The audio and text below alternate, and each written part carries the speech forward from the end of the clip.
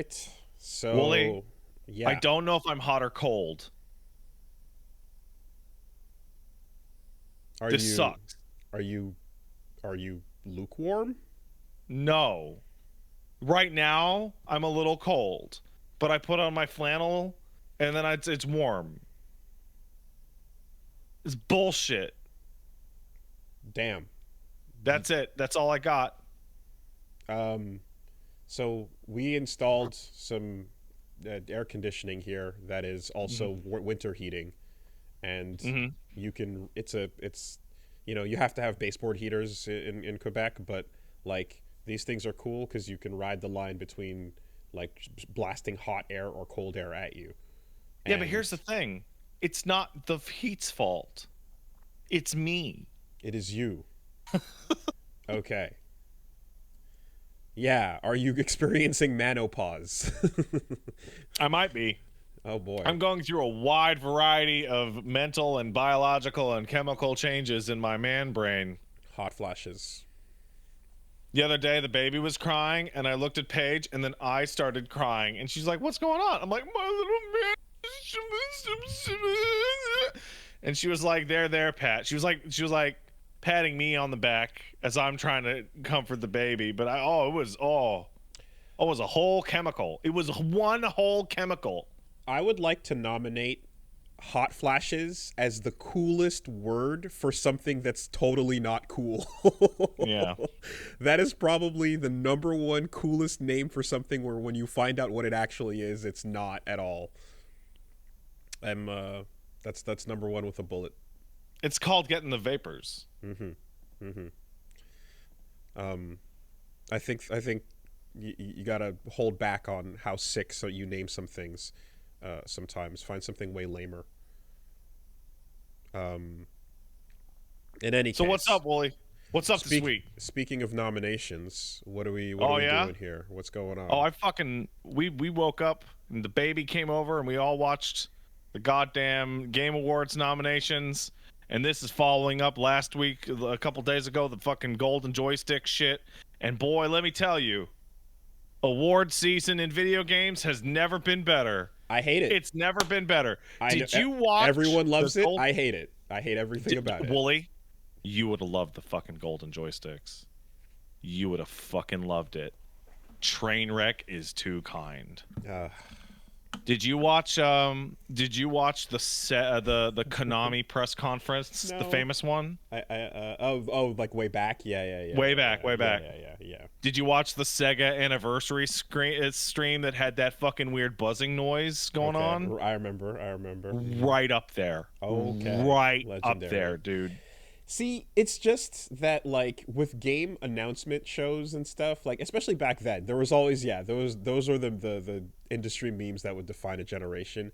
But you can remember how much I hated like top 10 lists and shit like that. Oh yeah, you hated that shit. And so like the Game Awards is just the ultimate. It's the ultimate Oh, it in sure is. fucking trash, and it's like okay, so we'll catch the wind of like whether Sifu is a fighting game, I suppose, or not. But Dude, what I've caught Lies wind of of, P is up for RPG of the year. nice.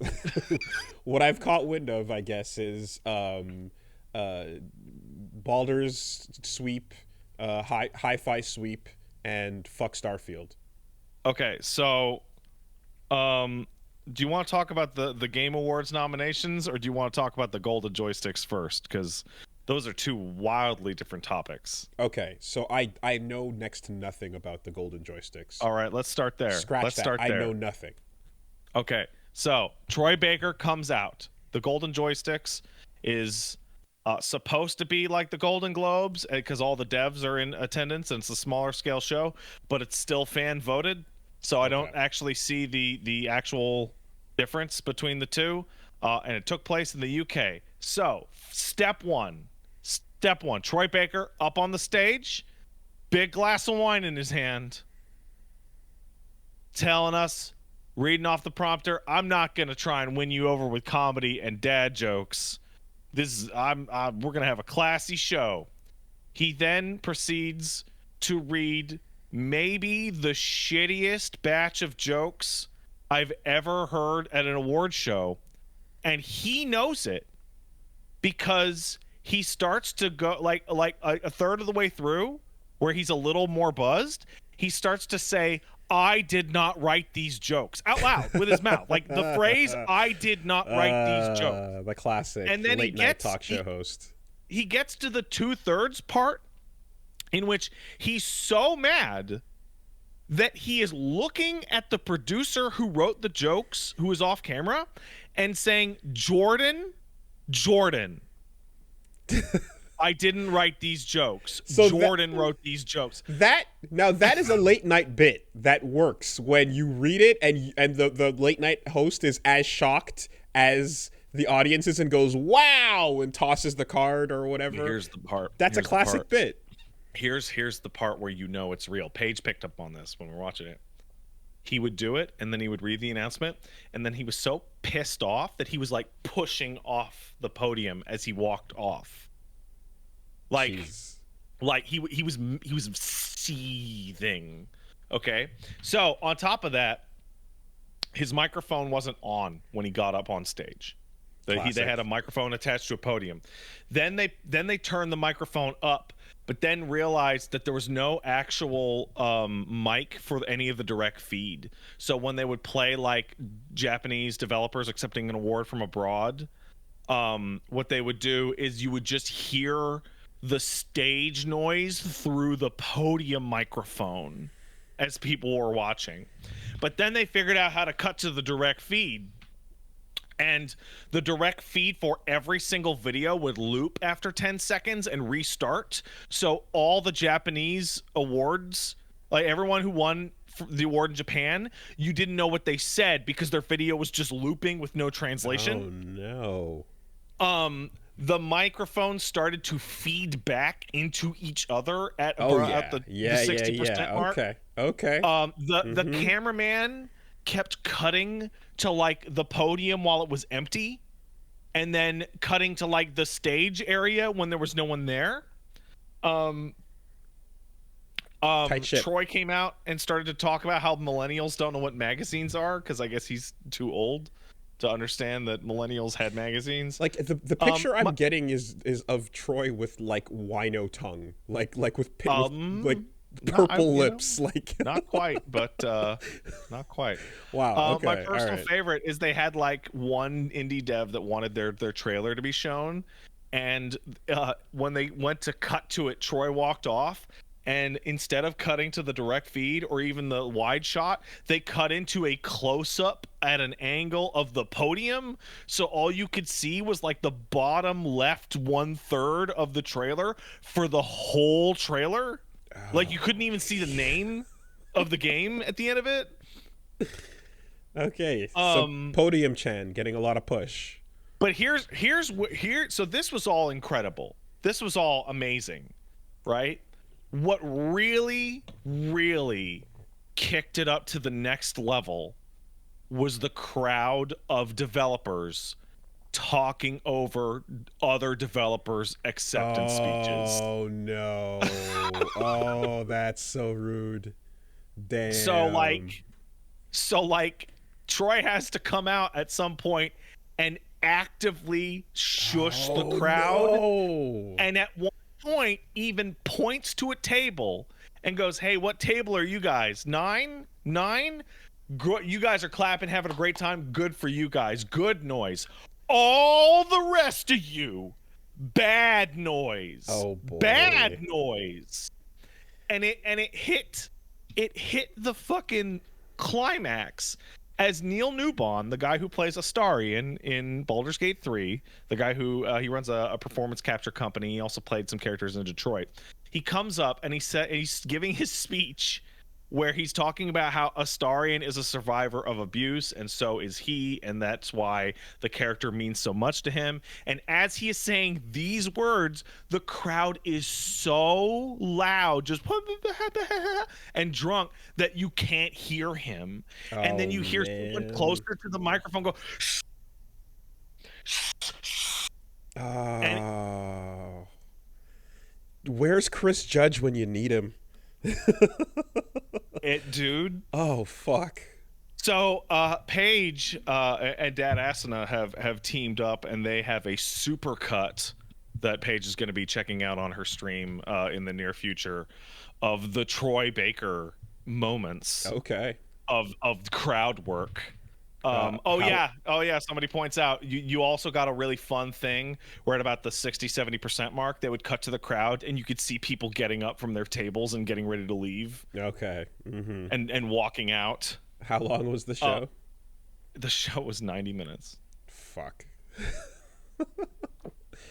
Okay. Oh yeah, so Troy at one point came up and his bow tie was almost all the way off his fucking lapel, and it was like that for like 4 trips up to the podium, and then he was like, so how long has this bow tie been off?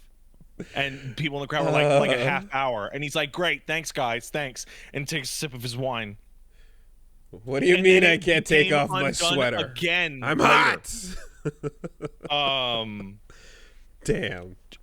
Train wreck, disaster. Damn. Like, oh my god, like right up there with the Konami show of yore and that Sega. It's been a couple thing. years since it's been like just even on a technical level an absolute fucking clusterfuck. That's yeah, it's been a while since we've had one of those. Okay.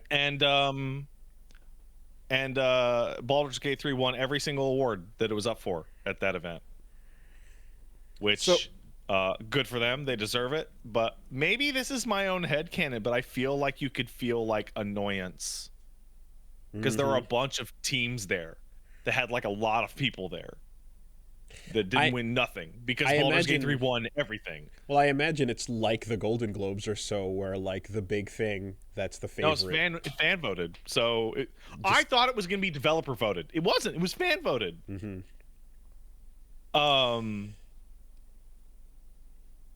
Oh, I didn't even get to the categories. So they started off being like, hey guys, some games aren't eligible for some categories because they came out too recently. Right? Like, that makes sense. People didn't get to them, right? So for best narrative, we got Alan Wake and Spider-Man 2 up. But then when you get to the PlayStation game, Spider-Man 2 is disqualified because it's too new. Wait, what? You see, this is the shit that I hate. Like, what are these arbitrary metrics? No one could figure out. Something that came out 2 seconds ago, now valid, no longer valid. Yeah. No, it was, Sick. but it wasn't. No, Awesome. Don't worry about it. So, it's incredible. Also, yeah, streamer's choice, but every single person. Hey, I want to know. We got a live audience right now, and Woolie, you're here. I would like to know if this is petty and shitty of me, and I'm an asshole, or if this is like a legitimate confusion. Because this is 2 times in my life that I found this out. They go to the Streamer's Choice Awards for the biggest streamers of this year, and I look at them and I go, I don't know who these people are. And that's fine. You don't know a lot of people in the industry, right? But then you start Googling a couple of them, and you're like, I have more people in my fucking show right now than some of these folks do ever.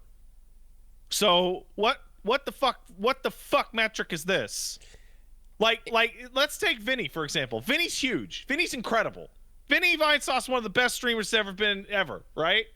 I've never seen anybody on any of these awards that is better or more popular than Vinny, ever. Well, except for Iron Mouse, she got nominated for the TGAs. But like, I don't get it. I have no idea how it works. I've stopped trying to understand. I know that like the last time I tried to was when there was the fucking Quebec streamer bus stop ads.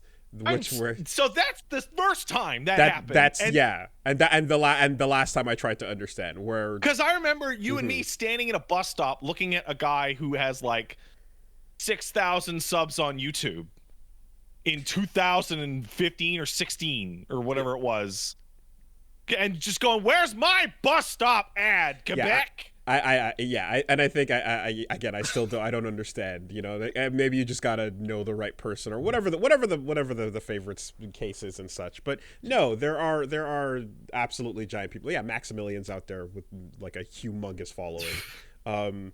It's weird. I don't know. On all I can really tell is that like from I guess like in some cases talking and meeting with some of the folks, there's a um there's a weird thing where the people that watch our stuff have an insanely high like retention rate compared to other Everyone listening to this groups. podcast is better than people who listen to other podcasts. So like it's weird because like yeah, despite the fact that my fucking like sub numbers were like capped out practically on YouTube with everything the algorithm's doing, it also has a overall larger percentage of people checking out things and sticking around on a regular basis than others with larger tops do, which is I don't understand how and why that works, but I mean I think it's just holdover, right, ultimately. Yeah. But yeah, it's unclear. It's unclear. I know that like channels that are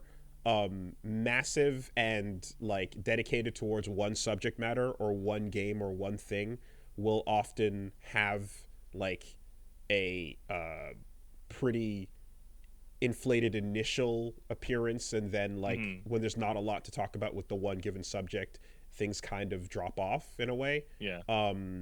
And then there's other times where it's like people are there for the subject as opposed to the personality. So I don't know, but 100% consistency on like most of the names that get dropped I don't recognize, certainly. It blows me away. So now we can move on to the Game Awards, and the Game Awards, now we can just get mad at categories like we do every year because they're the worst. They're the fucking worst.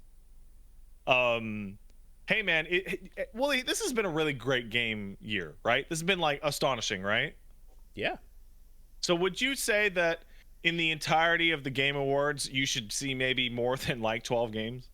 That would be a good idea for the. It is like, dude, Alan Wake and Baldur's Gate 3 are like up for 8 awards each. And like it's the same games in every single category. It's So the ongoing game category, I don't know if that was there when that was invented. it has, yeah, it's been there. Okay. That feels like a good way to just be like, here's all the games that never stop, and put them Also, over here on the side. But maybe I'm out of touch with the esports, but the best esports category this year is the same games that it was in last year, and I think the last year before that. And it's like esports seems like a really stagnant category if it's the same ones over and over and over. Is there a sort of like, do you have to apply and then go through a series of qualifiers to be even considered? Is it one of those things where like you might end up on this list if you just filled out the forms? Nobody knows. Okay. I will say that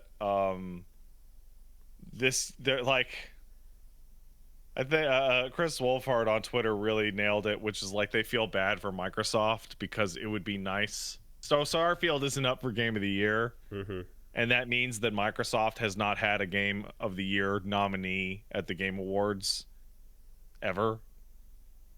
Like ever. Oh, ever? Like not once. Not. And it's like, oh, bummer. I guess, but like, what would it be then? Well, Halo, Gears of War, or Halo on those years back in the day, they could have fucking back in the day swept it. I guess the question is what came out at the time, right? Is this a Raging Bull situation? Also, maybe I'm out of it. I'm playing Super Mario Wonder. I think you've played Super Mario Wonder also. Yeah. It's up for like 5 categories, and I'm like, it's an awesome Mario game. It's very good. It's very good. Like, it's. I don't know, man. I don't know. Video game awards have never been worse, and I'm here for it. Woolie and I are having having opposite reactions to the same thing. Well, I think it's the same reaction, actually. But Do you? I think it's the same reaction in opposite ways, almost. Okay, yeah, it's the same reaction, but the emotional content of that reaction is in opposition. Sometimes I don't feel like smelling the dumpster fire. Sometimes give me the that, whiff is trash. Sometimes the whiff is too strong. So we talked about it back in January, or maybe it was February. I'm not sure when you got to it. Hi-Fi Rush is absolutely being snubbed because it came out in January, and it didn't cost a shit zillion dollars. Like, Hi-Fi Rush should absolutely be in the Game of the Year contention. It is still like, oh my god, it's so incredible.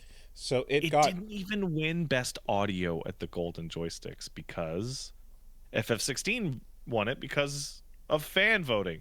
You know, for as much as I think the game critics in their ivory tower are a bunch of out-of-touch freaks, I think that's still a better solution than pure fan voting.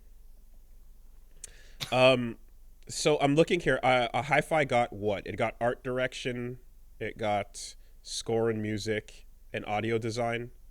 Yeah, which this is at Game Awards. At Golden Joysticks, it lost audio, which was only one category, to 16. Okay. And accessibility. Yeah, fair. Okay. The only person who should do the top 10 is me. Also, you have good taste too. Also. But I feel like every year the VGAs is the same 10 games just over and over again. Like it feels like that constantly.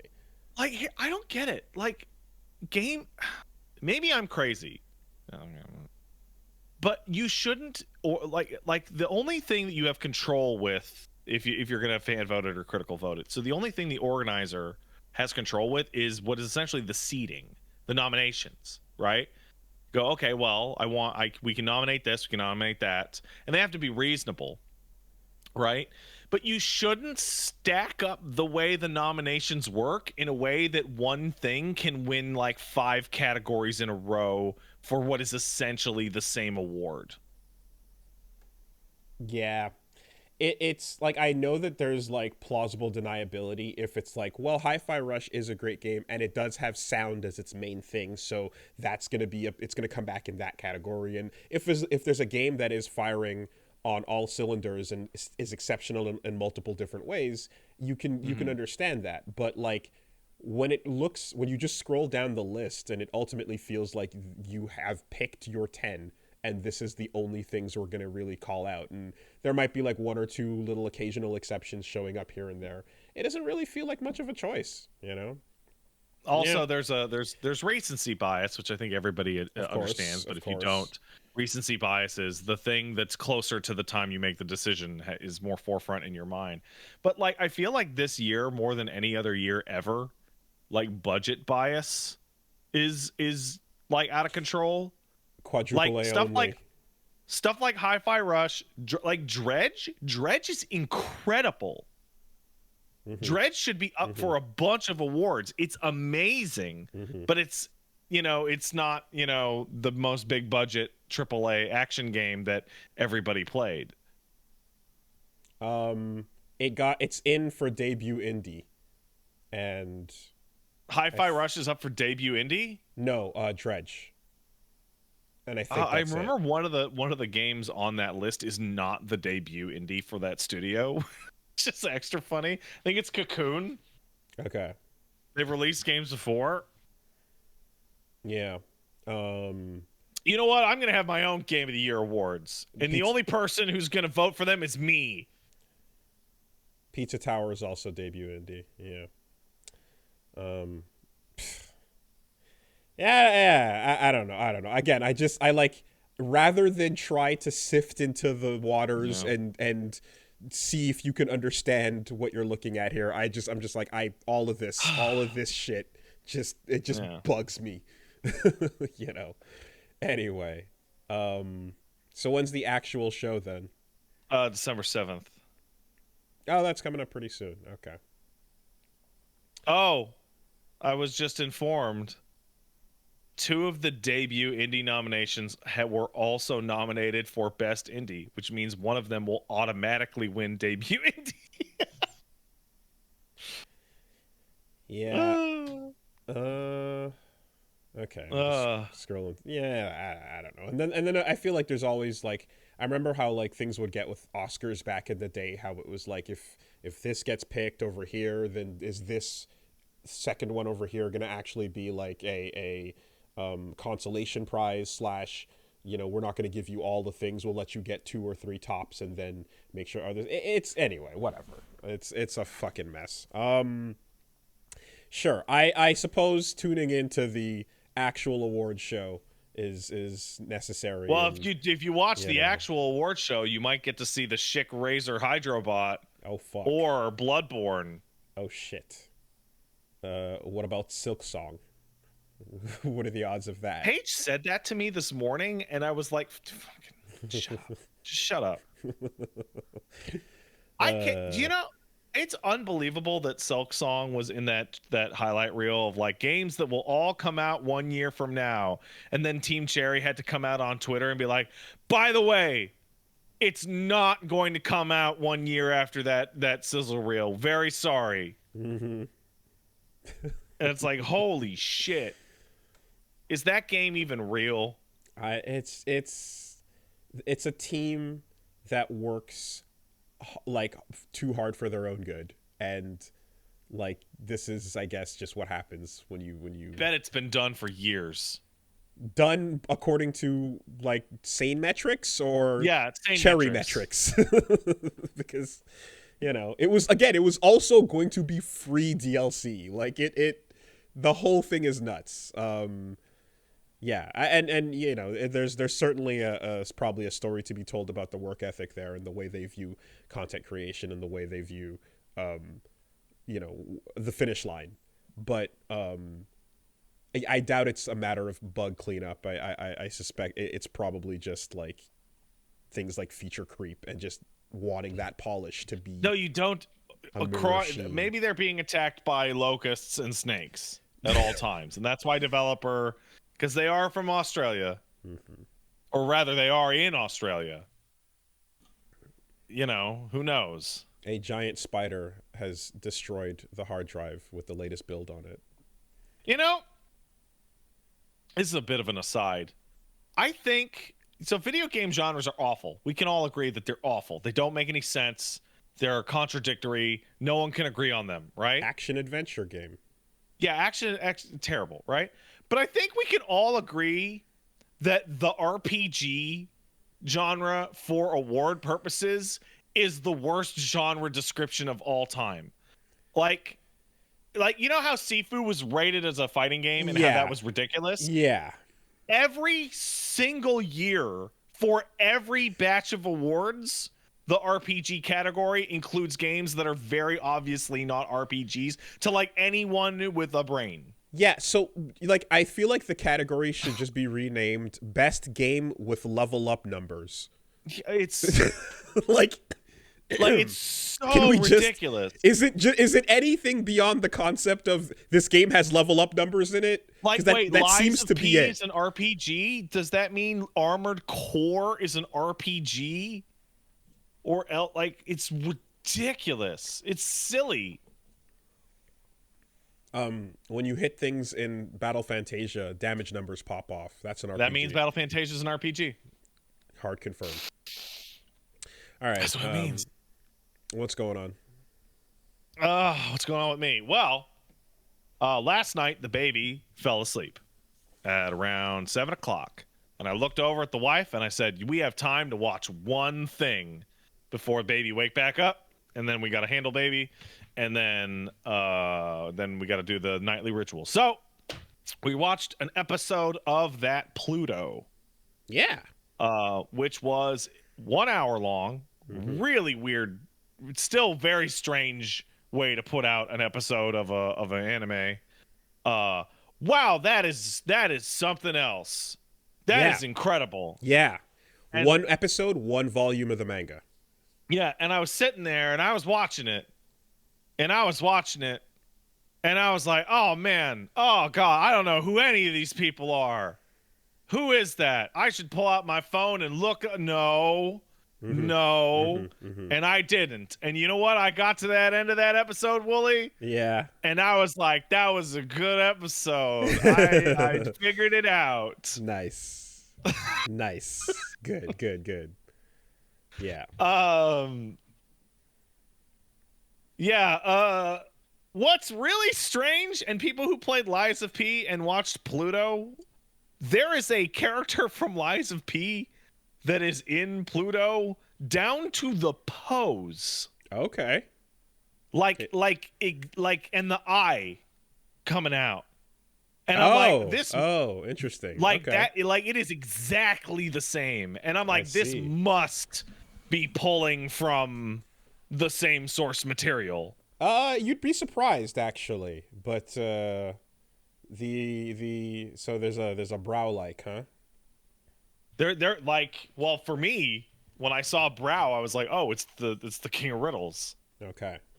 And I'm like, it's like exactly the same. That's a cool. It's the destroyed character that just talks like from a body that can't move is always a cool archetype. I like that. But yeah, no, incredible. And okay. Boy, this just feels like Monster in the future. Like the Urasawa style is so overwhelmingly his. If that makes any sense. That it's incredible. I love it. It's great. Oh, I see. Okay. Lies of P. Yeah. Lies of P referencing the manga. Yeah. That would make sense for sure. Because I sat down thinking I was going to watch a robot murder mystery, but instead we spent the vast majority of that first episode being like, can a sad robot play the piano? Piano, right? And the answer is maybe. Yeah. Maybe a sad robot can play the piano. Number 2, baby. And it's just like, and it's almost, again, it's like, did I press skip episode? What happened here? You know? The story that matters. Fantastic. Yeah, I think it's a fun debut to that world that like takes its time to deliver this side and this story, and then you're like, meanwhile, here's your Bruce Willis, here's your Decker, you know. I think they really went. You know, you're entering into what is to most people, like for me, a new setting, right? And robots are everywhere, and people are coexisting happily with the robots. And then they do a really good job of not like, because it would be so easy to just show a bunch of people at a protest going robots bad, like, I don't know, Detroit, right? Or have the robots be at the fucking back of the bus or whatever the fuck, right? And just be the most hack shit ever. Yep. But instead, all you really like, all this is like, there's a guy who is a robots rights activist. That's a thing at all. And hey, this is the dead cop robot, and he's just garbage. Just gonna throw his fucking corpse in the trash, right? Because who gives a fuck? It's just scrap. And it's like, oh, it sucks. Yeah, it sucks to be a robot in Astro Boy's future. I love the idea of a classroom with Asimov as the teacher, and then like a bunch of students in the you know, like Yoko Taro and Urasawa and all these people just in the classroom, and then David Cage in the corner with the dunce cap on, facing the wall, drawing fucking farting balls and penises in his little sketchbook. And he turns around and everyone's like, "No, back to the corner." Yes, Pluto is incredible. Excited to get back to it. Not what I thought I was sitting down to watch. In fact, I would say it's like the complete opposite of what I thought I was going to sit down to watch. But I'm good for it. Very exciting. I love it. What else? Oh no, I just again like isn't it yeah, you've again, having seen Monster, you already have a flavor for, you know, the way his stories are told and stuff, and like, isn't it just a very like kind of like refreshingly like simple way to go about things. Like, it feels as if, again, like this is animation being used to tell this story, but you could almost feel like he wanted like a live action element to everything I remember he does. that was my takeaway when I finished watching Monster. Was I'm like, there's absolutely nothing in the way of adaptation. He is writing a manga panel as if it was the storyboard for a directed film. Super good. Let's see, what else did I do? I rebeat Alan Wake 1 in preparation for Alan Wake 2. Really fun game that really just has one gimmick, and that gimmick is my name's Alan Wake and I'm a writer. And you find little pages. Though it did remind me of something that like, it's always fun to see people who don't know.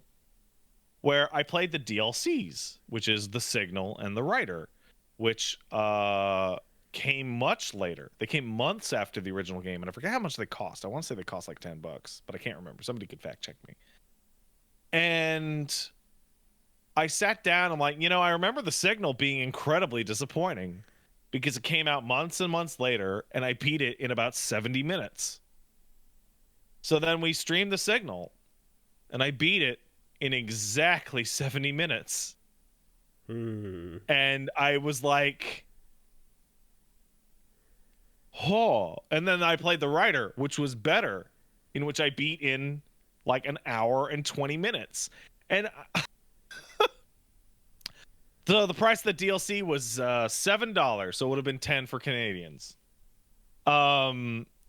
And people were like, is this what DLC was like back in the olden days? It's like, yeah, Billy. Back in that early 360 era, DLC was like the shittiest fucking prospect. It was like, here's $10 for half of a level 6 months later. In those olden days, but not your days beyond, right? Because my first understanding and comparison point for DLC is Brood Wars expansion pack ideas. that right? Wasn't DLC. Woolie. I know, yeah, same thing. Red Alert, obviously, right? It's not. It's an expansion pack. It's DLC starts at the Xbox 360, but the 7th generation. No, the feeling at the time was like, okay, you need MechWarrior 2 installed in order to install Ghost Bear's Legacy, right? You need StarCraft 2 to get Brood Wars and or Command & Conquer Red Alert. But yeah, no, man, that shit was ass back in the day. Just trash. Embarrassing. That being said, yeah, Alan Wake 1's still really good. It's a good game. I like it. I also have a meme. Clarity. Sorry, what's that? I saw a meme, but I couldn't click on it. It was like Alan Wake on Eric Andre or something. Oh, you know what it is? So Alan Wake 2 has segments in which he is trapped in a nightmare talk show. Okay. And they've literally just Photoshop cut him out and just placed him next to Eric going nightmare, nightmare, nightmare, nightmare. Okay.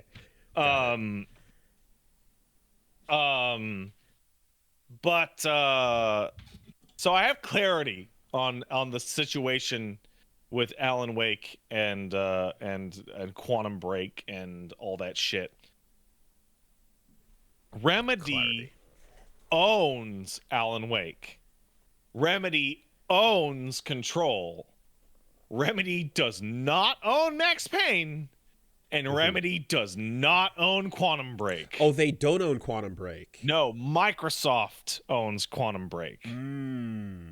So when you're going into Alan Wake 2, there's stuff that they can reference for real, and then there's stuff they can maybe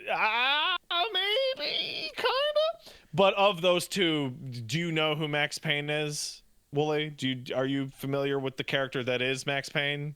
As in, like, the character of the books that he's writing? Yeah. Then you're good. Yeah. Okay. Right. So yeah, all that, and like, I've spoken to some people who have played the games, all of them, and it's like, do you know what the Federal Bureau of Control is? So, in order if so, you're good. In order to actually, like, make this work, it would have to be like a 3-way super deal with Microsoft on board, as well as Take-Two or Yeah, it would not Rockstar, be worth whatever. I don't know. Yeah. it. Okay. Not worth it.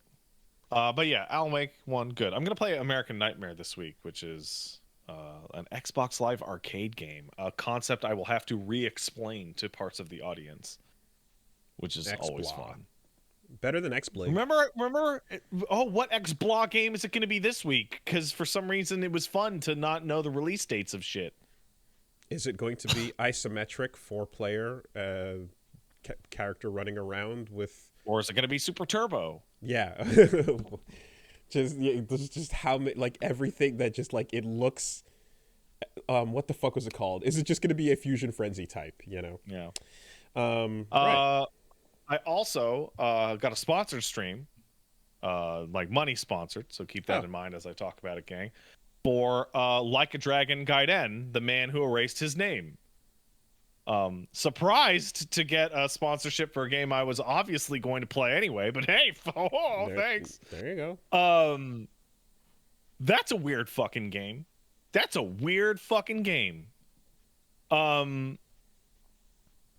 It is not a full Like a Dragon game. It is a significantly reduced price because it is about half the length. There's 24 sub-stories instead of 100.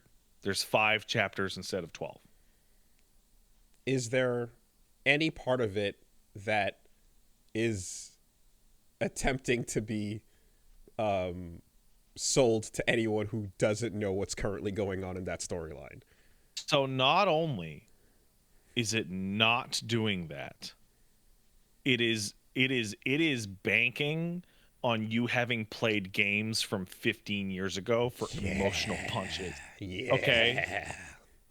Okay, because I'll give you a really good example.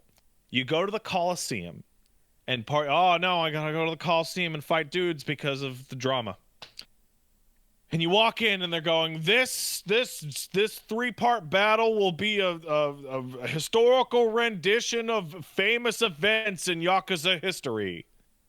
And the fight is you and a bunch of goons versus fake Kiryu, who reenacts the intro to the first game where he goes, if you want to die, step the fuck up. Okay. And then the follow-up fight is against the villain of Yakuza 2, where you also have to fight the tigers. And Kiryu's like, that's not how that fight went, dude. Come on. A bunch of the sub-stories are dealing with characters from like 10 plus years ago. And like it really wants you. It's like a greatest hits almost. Right. And I'm assuming, but maybe I'm wrong here, and that the gameplay is also a like, here's how we return to like not Dragon Quest combat, but like action combat. Yeah, the combat is to the next level that they would. The combat is really interesting in that you have Yakuza style, which is the style that Kiryu has. Mm-hmm. It's the fucking one hand up, one hand down, the same shit as always. You also have agent style, which he learned when erasing his name. Agent style is... Okay, so you know how these games have always existed in what I'm going to call pseudo-reality? Like, they look like they're in the real world, but they're obviously not. Alternate. This game has fully transformed into Popeye or, like, One Piece cartoon shit. Okay. I mean, that feels like what I've seen. So, Kiryu has a little... Fists. No. Kiryu has a watch on his wrist that shoots out energy web lines that throw people around the environment. And he puts his hand up to his ear to summon his faithful drone Hornet. And when you summon Hornet, you're actually summoning up to like 40 Hornets. So the entire screen becomes filled with consumer drones that are just attacking enemies. That's You're lighting your cigarettes to throw them as cigarette bombs. But my Okay. personal favorite, the one that has fully left reality, is that Kiryu gets jet boots. And he puts up his dukes and starts sliding around like Shadow the Hedgehog. Okay. Like reality is gone. It's The in the fucking cutscene rear dimension view. has breached into gameplay. Yeah, no, it is absolutely fucking gonzo shit.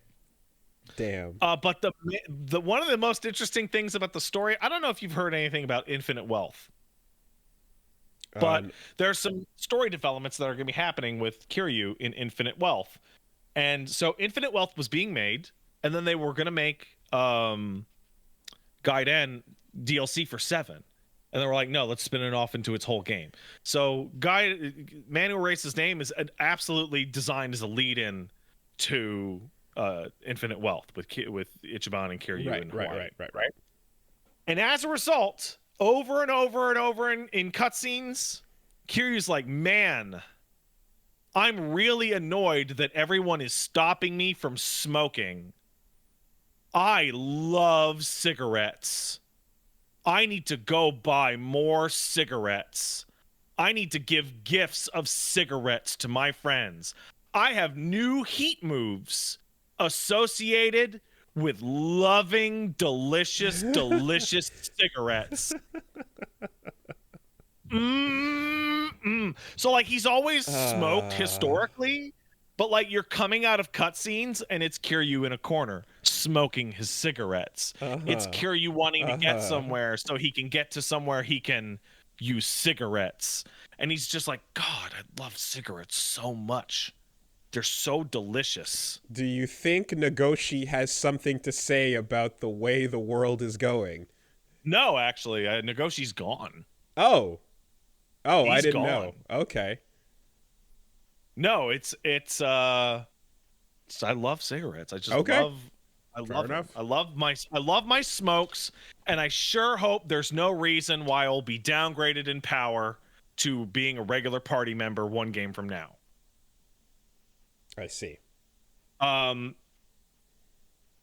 weirdest part by far out of Like a Dragon Gaiden is that I thought it took place like before or after 7. It's taking place simultaneously. Oh yeah, it's not like prequel to like the exact second simultaneously. So like when you get into a big fight right next to the Yokohama homeless encampment and Kiryu needs to wash the blood off his face and you're like, sorry, noble homeless, I don't mean to take up your wash basin. I just got beat up. And they're like, that's weird. Lots of guys are getting beat up. There's a guy in that tent right now recovering from a gunshot wound. Oh. Don't go over there though. You'll wake him up. Oh shit. Oh shit. Okay. Like exactly. Which means I am going to assume that we're gonna have the boss fight in reverse. Well, also you get to use assets and not fucking burn cash. Well, you go back to Sotenbori again, so you're doing the Osaka map, but you always He's right in that tent over there. That's great. Yeah, dude, it's ridiculous. Nice. Yeah, it's fun. It's a little bite-sized Like a Dragon game. I really like it. It is a little slow in the middle, I've noticed. I've hit the point of the story in which they've kind of run out of the actual plot to do, so they're hitting me with, yo, you gotta get really good at the Coliseum, and you gotta find out who's behind it. So you gotta, that kind of bit that's always in the middle of them. So for being in the middle, so I don't have a ton of experience because, like I said, I 0's the most I've played, and then 3 through testing. But when you're playing 0, you're switching back and forth between characters, and that is filling time and doing different plot things or so. In the average other Yakuza game, you're just Kiryu the whole way through. In 1, 2, and 3, you're just Kiryu. In 4, you have 4 playable characters. They go from 1 to 4. Oh fuck. Okay. In 5, you have 4. In 6, You're back to 1. Okay. And then in 0 you have 2. Wait, you're 5 in 5? I can't even remember. But yeah, no, they at some point they were like, no, let's mix it up, have a lot of characters. Yeah. So here you're just like, we're doing what Kiryu was up to and during this time frame. Yeah. Okay. I will say, oh yeah, Haruka, I forgot. He plays Haruka in 5. I literally completely forgot about that. One thing that I will say, so the game's big side thing is the Coliseum. Like is the fighting Coliseum. That's in every game. But the difference here is that you're recruiting boys for your Hell Team Rumble, so you're having big group fights. Good name. But every guy that you recruit is playable. Okay. In that Coliseum. mode? In that mode. Yeah, okay. Yeah. And just for funsies, they finally let you customize the way Kiryu looks. So I have him in a hideous purple snakeskin suit. Fuck yeah. With the fucking 3D glasses from his rapper karaoke video. That sounds incredible. He looks like such a piece of shit. Trip. Such a piece of shit. Yeah, it's fun, man. It's a fun Like a Dragon game. Cool. I like it. Yeah, I like the idea that they're like, they can go back to, hey, we didn't forget how to do action combat as well. You know? Yeah. That's dope. Nice. What else did I fucking do this fucking week? Alan Wake, Pluto, Gaiden, Golden Joystick. That's pretty much it. Oh, I forgot to mention, very quick, 2 weeks ago, me and Paige watched The Last Airbender, which she had never seen before. The live action. Oh, yeah. Oh, yeah. Okay. And so it says a lot that my wife, who loves shitty movies, just afterwards was like, wow, that was a piece of shit. And yeah, that was all the conversation that we had about it. I mean, I'm like, I don't know what kind of like hatred or like anger you had to take out that day. So to unleash that shit.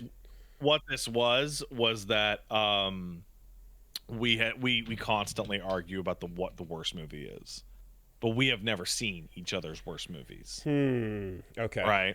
Okay. So every now and then this escalates to the point where we go, all right, we're doing it. We're sitting down. We're going to see which movie's the worst.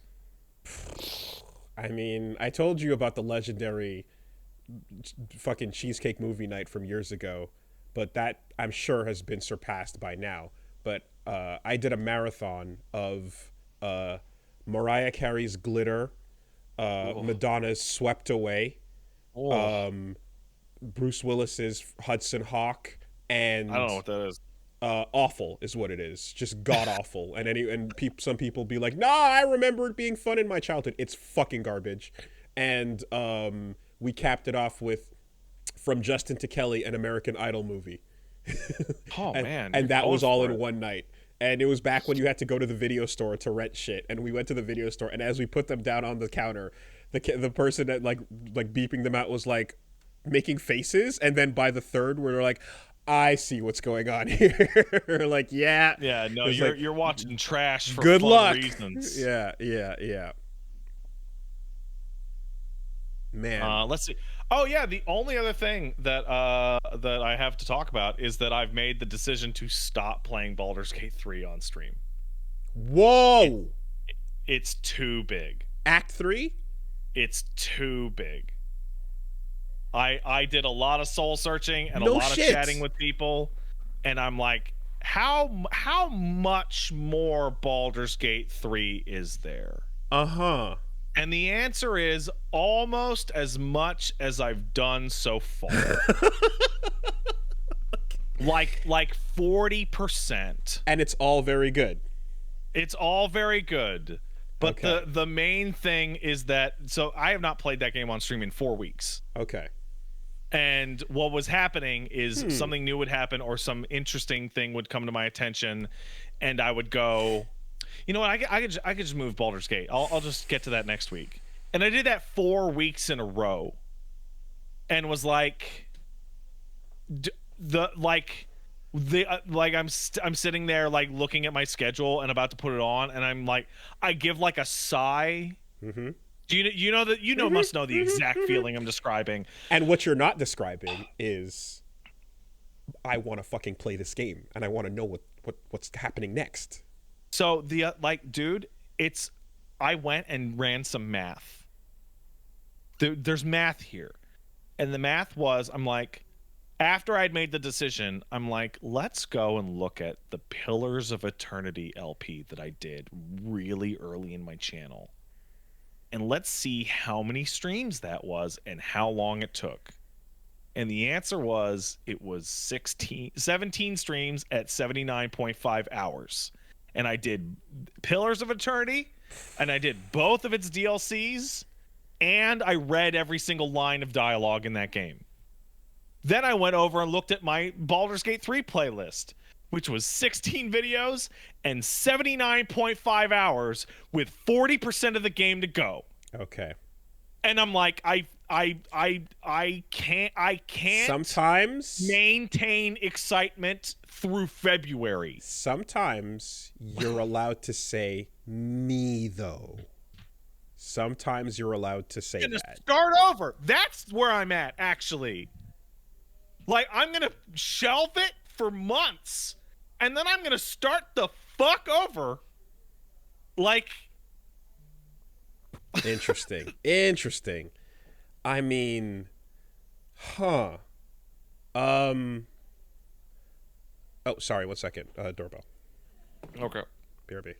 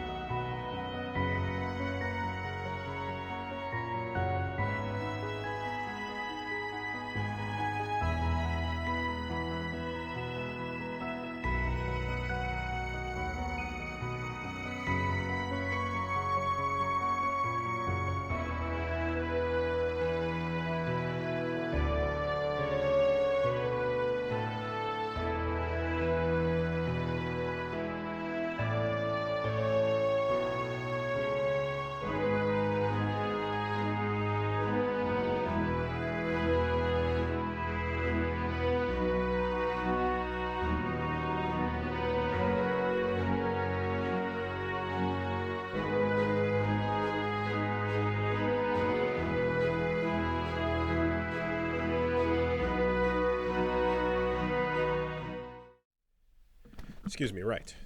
So you know what the absolute, like, second that I had it in my gut that was like, uh-oh, for the future of that game on my channel? I'm like, well, I swapped in Astarion into the party at the end of my last stream that I did. So before I do the next session, I need to go into the camp, and I need to, you know, go into the stash and get the equipment that I want from him. Maybe respec him because I haven't used him in a while, and they changed some things in patches. And every time I sat down to do that, I went,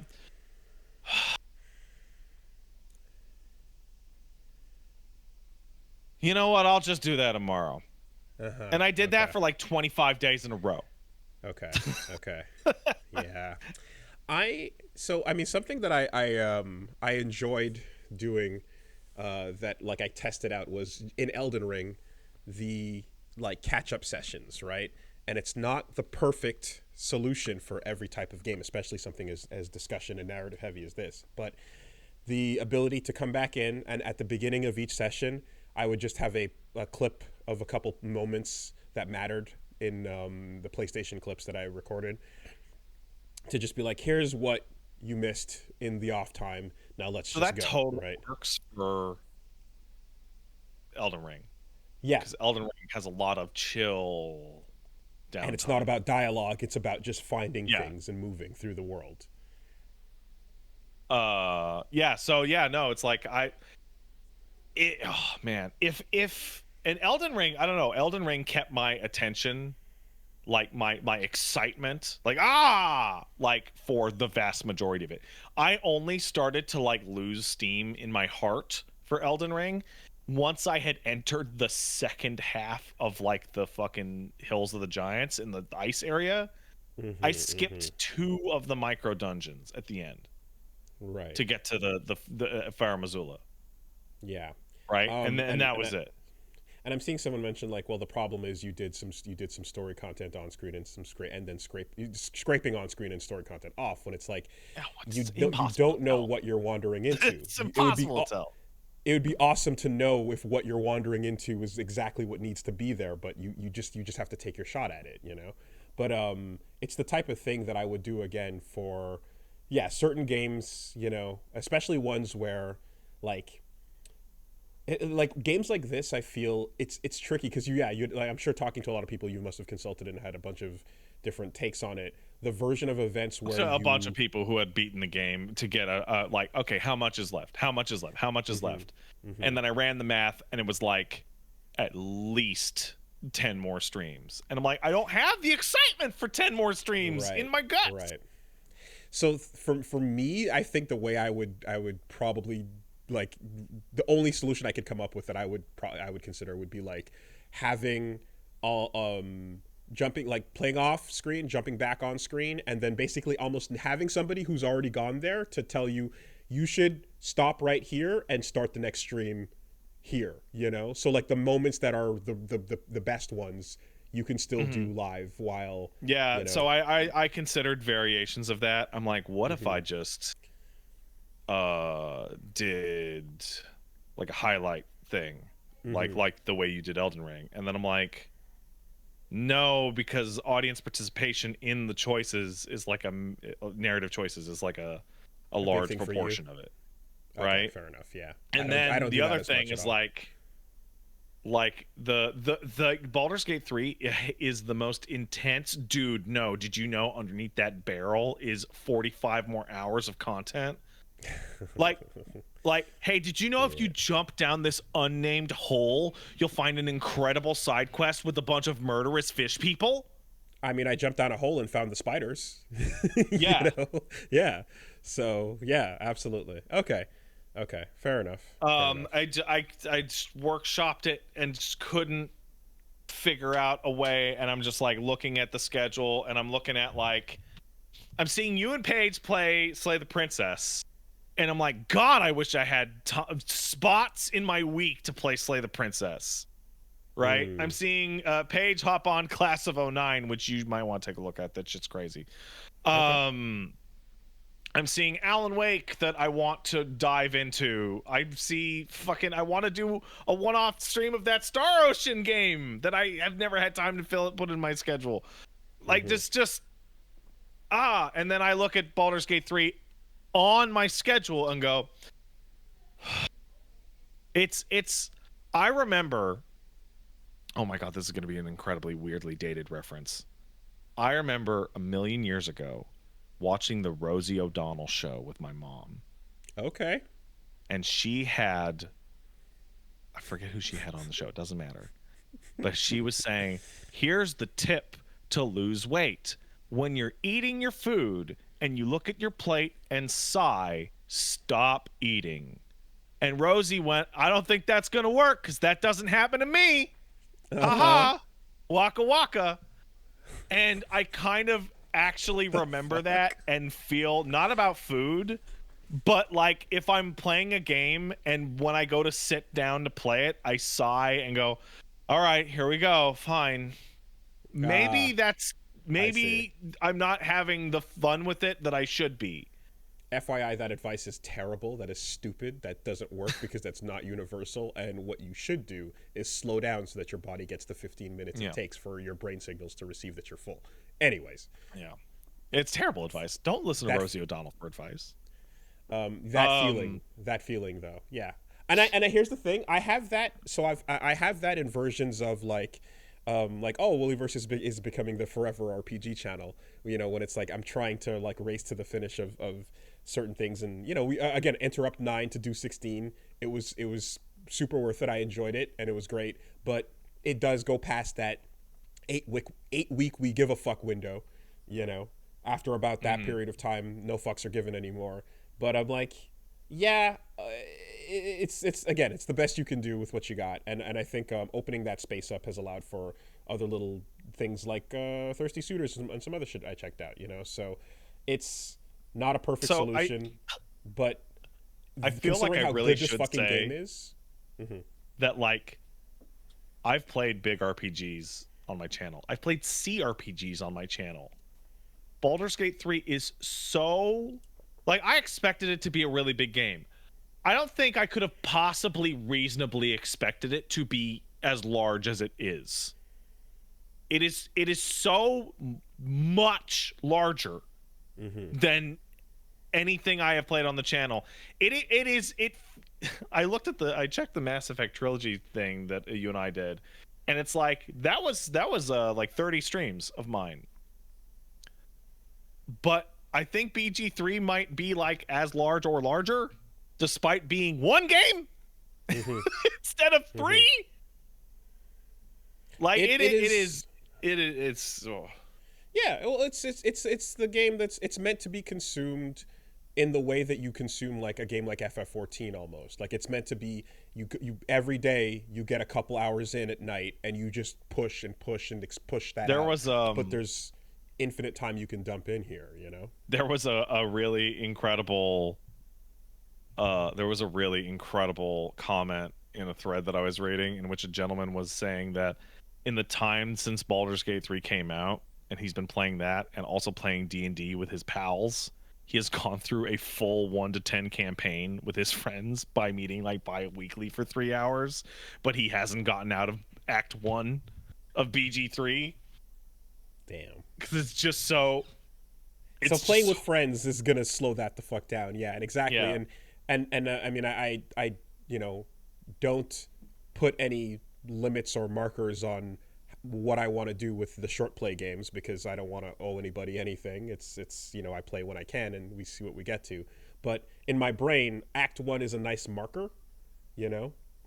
But yeah. But I know that the co-op version of this is even more stunted as well. Like you're having this problem giving it your all on your own with a super long stream, you know? Like I think the funniest thing is like Act 1 is incredibly long. Act 1 is like easily a full game. And then you get to Act 2, and Act 2 is like really short by comparison. You're like, oh, okay, yeah, I'm getting a feel for this. And then you get to Act 3, and you're like, okay, so it's going to be like, what, like Act 2? And there's like, nah, it's probably bigger than Act 1. I'm like, what? Okami 3 is the biggest one? Okami 3 is the biggest one. That can't, you can't do that. Yeah, man.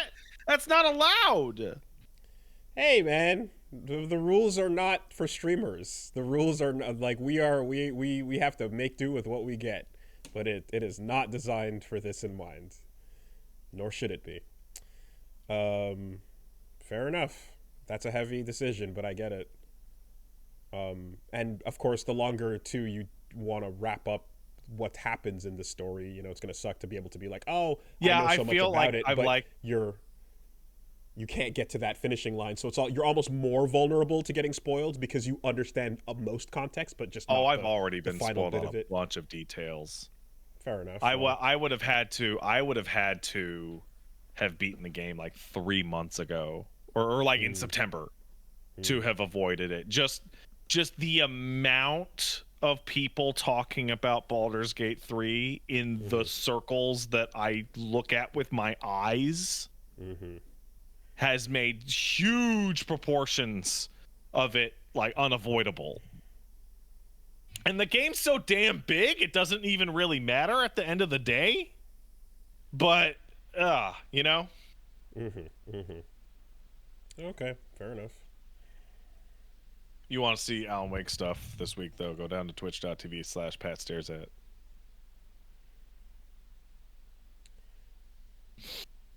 apologies to everybody who was very much enjoying that BG3 playthrough. I really appreciate everybody being like, wow, Pat, your thing was great. Very sad. But there was a really funny interaction that I saw where people who had not played the game and were just watching my LP were like, I'm so depressed, which I appreciate that in a way. But the people who have beaten the game are like, yeah. Like that's the reaction. I'm like, hey, I don't think I can stream all of Act 3. And then I talk to people who beat it, and they're like, "No, I get it." Yeah. Yeah. Damn. Like it's a really funny dichotomy. Except for the one psycho in the chat right now who's beaten the game 9 times. I see you. Shut up. Stop bringing that up every time I have this discussion. You are crazy. You have lost your fucking mind. Yep. Okay. What about you, Wolves? What's up with you this week? All right. So, couple things. Yeah. So might as well jump into the big one from the start. And hey, feelings, right? Yeah, feelings. You having them? How about those? Do you think other feelings? people are having feelings? Other people have had feelings, certainly. You know what's funny? All right. Yeah. Somebody asked me last week, hey, are you guys ever going to talk about this? And I'm like, I'm never fucking going to talk about it. I don't give a shit. Okay.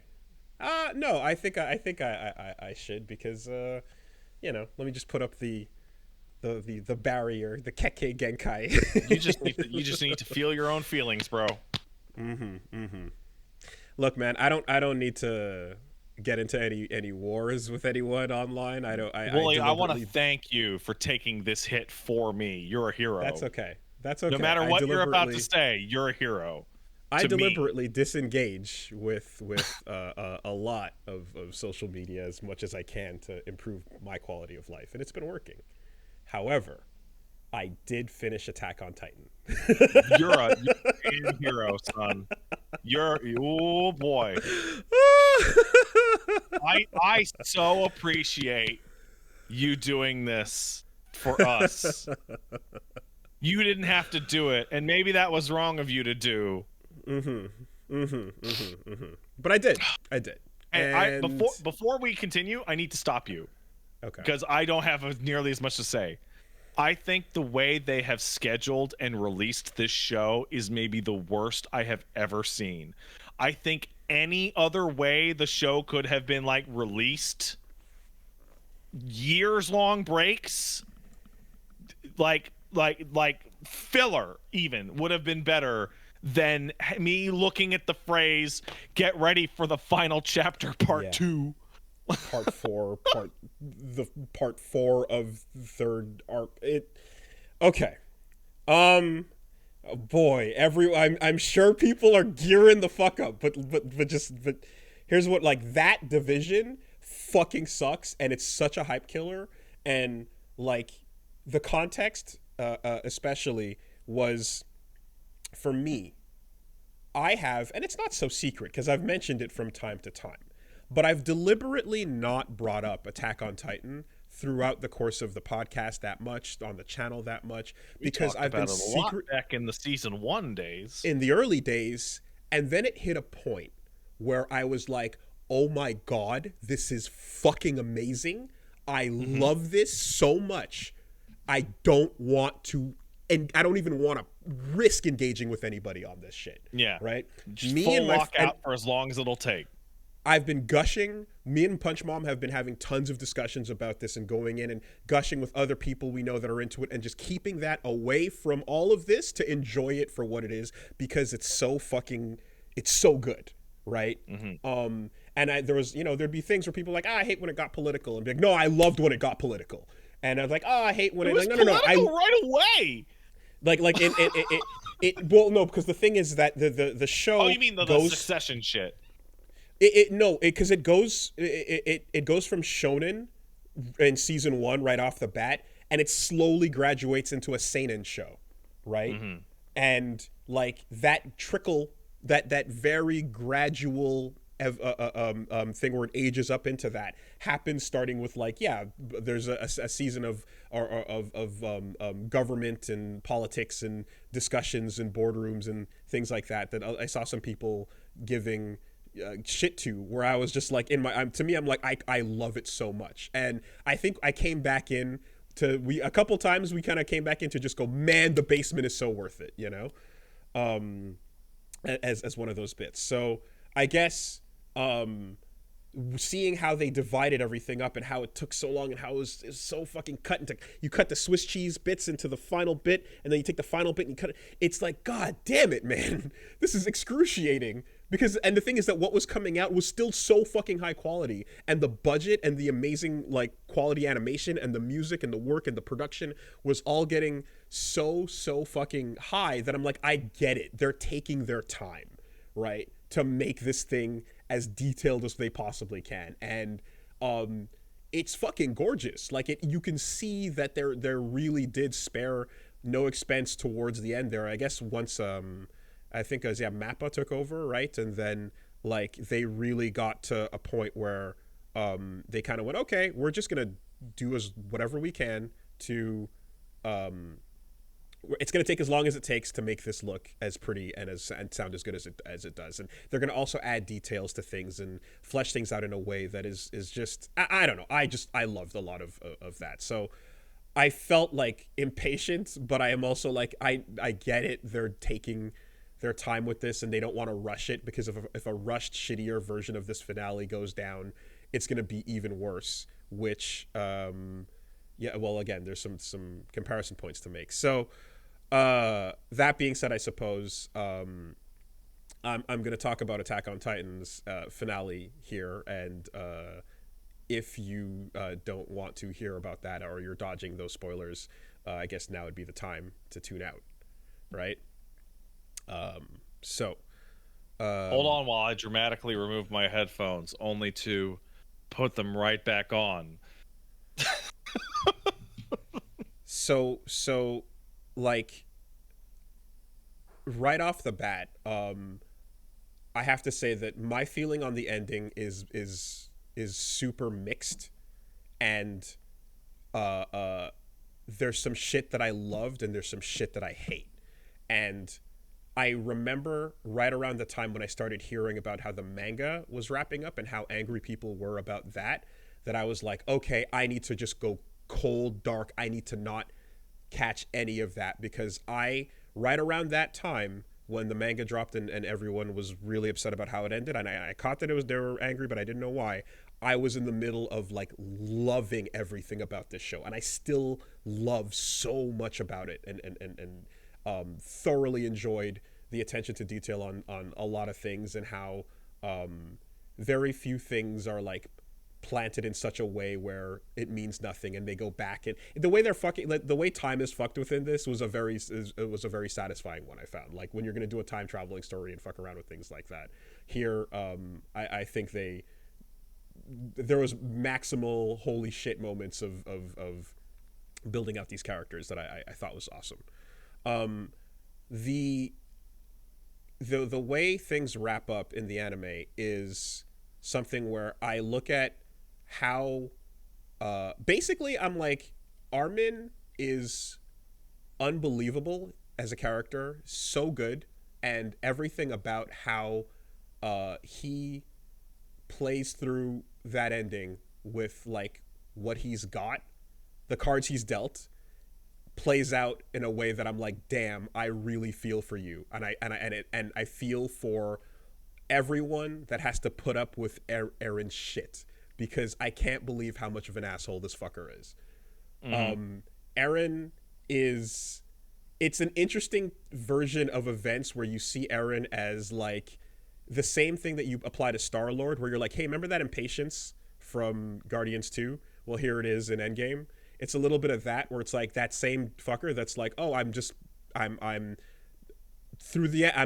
irrational, I'm just bullheaded, and I'm stubborn, and I truly believe in the extremes, and I will not take no for an answer. But then also, it's from what I can understand, like Aaron's transition from being a problem to the problem. Yeah, it's kind of insane, right? And I have no problem with a character becoming an asshole, revealing themselves to just not be able to fucking deal with it. Well, whatever reasons they give, like if I have no problem with that kind of thing happening ultimately, but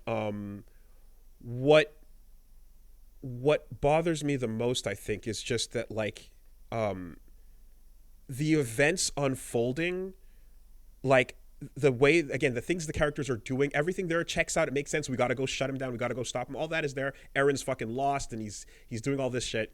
But the ultimate conclusion is so depressing and hopeless and just feels bad and kind of just cynical about things in a way that I'm like, oh man, that sucks for these characters that deserve better and fought and sacrificed and suffered for so much. And like, obviously real life is not always a happy conclusion and not a happy ending, certainly. You can tell stories like that if that's the ultimate point, if that's the ultimate purpose, I guess. But I just kind of like, this wasn't a case of like hitting the finale of Berserk and like being like, oh, that made me feel bad, therefore I hate it, per se, of the anime. For, when we think back to, I remember having that argument with people where they're like, oh, this story sucks because it made me feel bad. It's not necessarily that. This is a story that is all about human suffering, and it's all about the similar discussions we've had about like at what point do the tables turn and where should we consider vengeance complete, and where should you, what is righteous anger, in murdering civilians and yada yada. And you're just kind of like, the thing ultimately is just like, you're left at this point where you're like, okay, so no matter what happens here, like you're left with 20% of the population and a world where conflict still exists, because of course it does, because humans are flawed. To me, and if you were to if Aaron were to have been successful, in theory there would have been more peace by killing even more people. Is like, man, it's really funny. That's a hard pill to swallow. I don't know if this was on stream on my show, or if it was on the podcast last week, but I talked about how the themes in the Like a Dragon games are occasionally off the chain insane, in which the theme of Yakuza 2, the whole question of that game is, should we have exterminated all of the foreigners? Was letting some of them get away a mistake? And the game like struggles with it. Like it really struggles. It does eventually say, no, that was wrong. But like it really goes back and forth on it. And that's nuts. And for Attack on Titan to have like this, like an incredibly similar takeaway, like for me, I have not watched it. I've only gotten the Cliff's Notes. But the idea that all of this shit happened and you didn't even make anything any better? It's like there's still war? Are you kidding me? And I mean, and again, like it's not that you can fix people. You know what I mean? Like that doesn't have to be your takeaway, certainly. But I guess I do just kind of wonder, like, I guess I always, and this is, I say all this knowing, I'm like, look, man, I'm sure there's the version of this where I'm like not being media literate enough, or if someone is like, I disagree because you're not taking a certain angle into account here. But just in terms of how I felt, I was like, I love the characters and I felt for them and everything they were going through. And I felt that like the more I got to see them hit a point of ultimate exhaustion, just the more I was like bleeding for them. Like there's a moment where Armin is just yelling at himself on the ground that is so fucking heavy and real and just good, because he's just describing how much he hates himself for not being able to do anything at the moment, at this point, this crucial time. And it's like one of the best scenes in the entire fucking show. Like it's unbelievable. Like there's these moments that go down where when they want to like make someone feel so human. My favorite scene, you know, before this was like the Reiner moment back in the Reiner reveal back in like season 2 or 3 or so, where like he just forgets what side he's on and what's going on, and is just like, it's such a human thing. It's so fucking incredible, and like this story really shines at these moments, you know. And then for Eren to be this like just insane fuck up of a dumbass who self admits that he's a dumbass and then gets confused with it and stuff. And I kind of went back and I remember too that like I was trying to understand. I was like, but ultimately, like, there's so much of that ending that I thought was awesome as well. But I kind of am like, is your ultimate takeaway of things like people suck, we're horrible, and as long as we exist, war is going to exist, and we're going to be shitty, conflict, all of that. You can't get over. Oh man, they took out the fucking "thank you for mass murderer" line. But is there going to be before I lose my train of thought? But is there going to be a point of view that the creator has that is, again, just, are you optimistic about how things go, or are you pessimistic about how things are going to go? You know, I suppose. And what I remember hearing was that like the manga originally had that discussion between Eren and Armin be way vaguer, without a lot of, and there was a lot that was missing, where when Armin was like, what are you doing? Why are you doing this? And he just kind of, and apparently he just kind of goes, I don't know. And like that, I can absolutely understand being like, that is not a satisfying answer for a show that has had answers to everything so far, and like incredibly satisfying ones at that, you know? And I think the anime like shows you a lot of that in them kind of visiting these places and having these moments of trying to, you know, having a connection between these characters. But ultimately, it didn't feel, I think, well, the feeling people were describing in the manga was that it was almost like Armin was like writing off the atrocities that Eren was committing, whereas the feeling I got from what they did here and then the expanded dialogue in those moments felt like it was like Armin was kind of mourning his friendship with a friend that's lost, you know?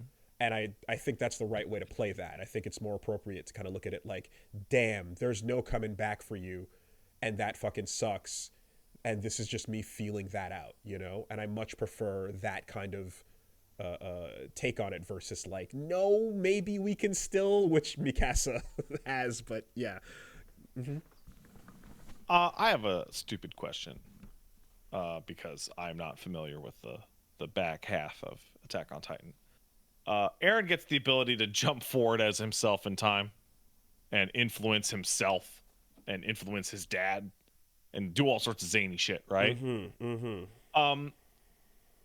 Does that mean that with the full control over like the ability to influence huge proportions of events over timelines, that this solution was still somehow the best solution he could come up with? So it kind of, you don't get clear answers, but it does seem to kind of, it seems like what they're hinting at is almost like a Doctor Strange looking into all the parallel universes type of thing, where he's like, no matter what I did, this always happened.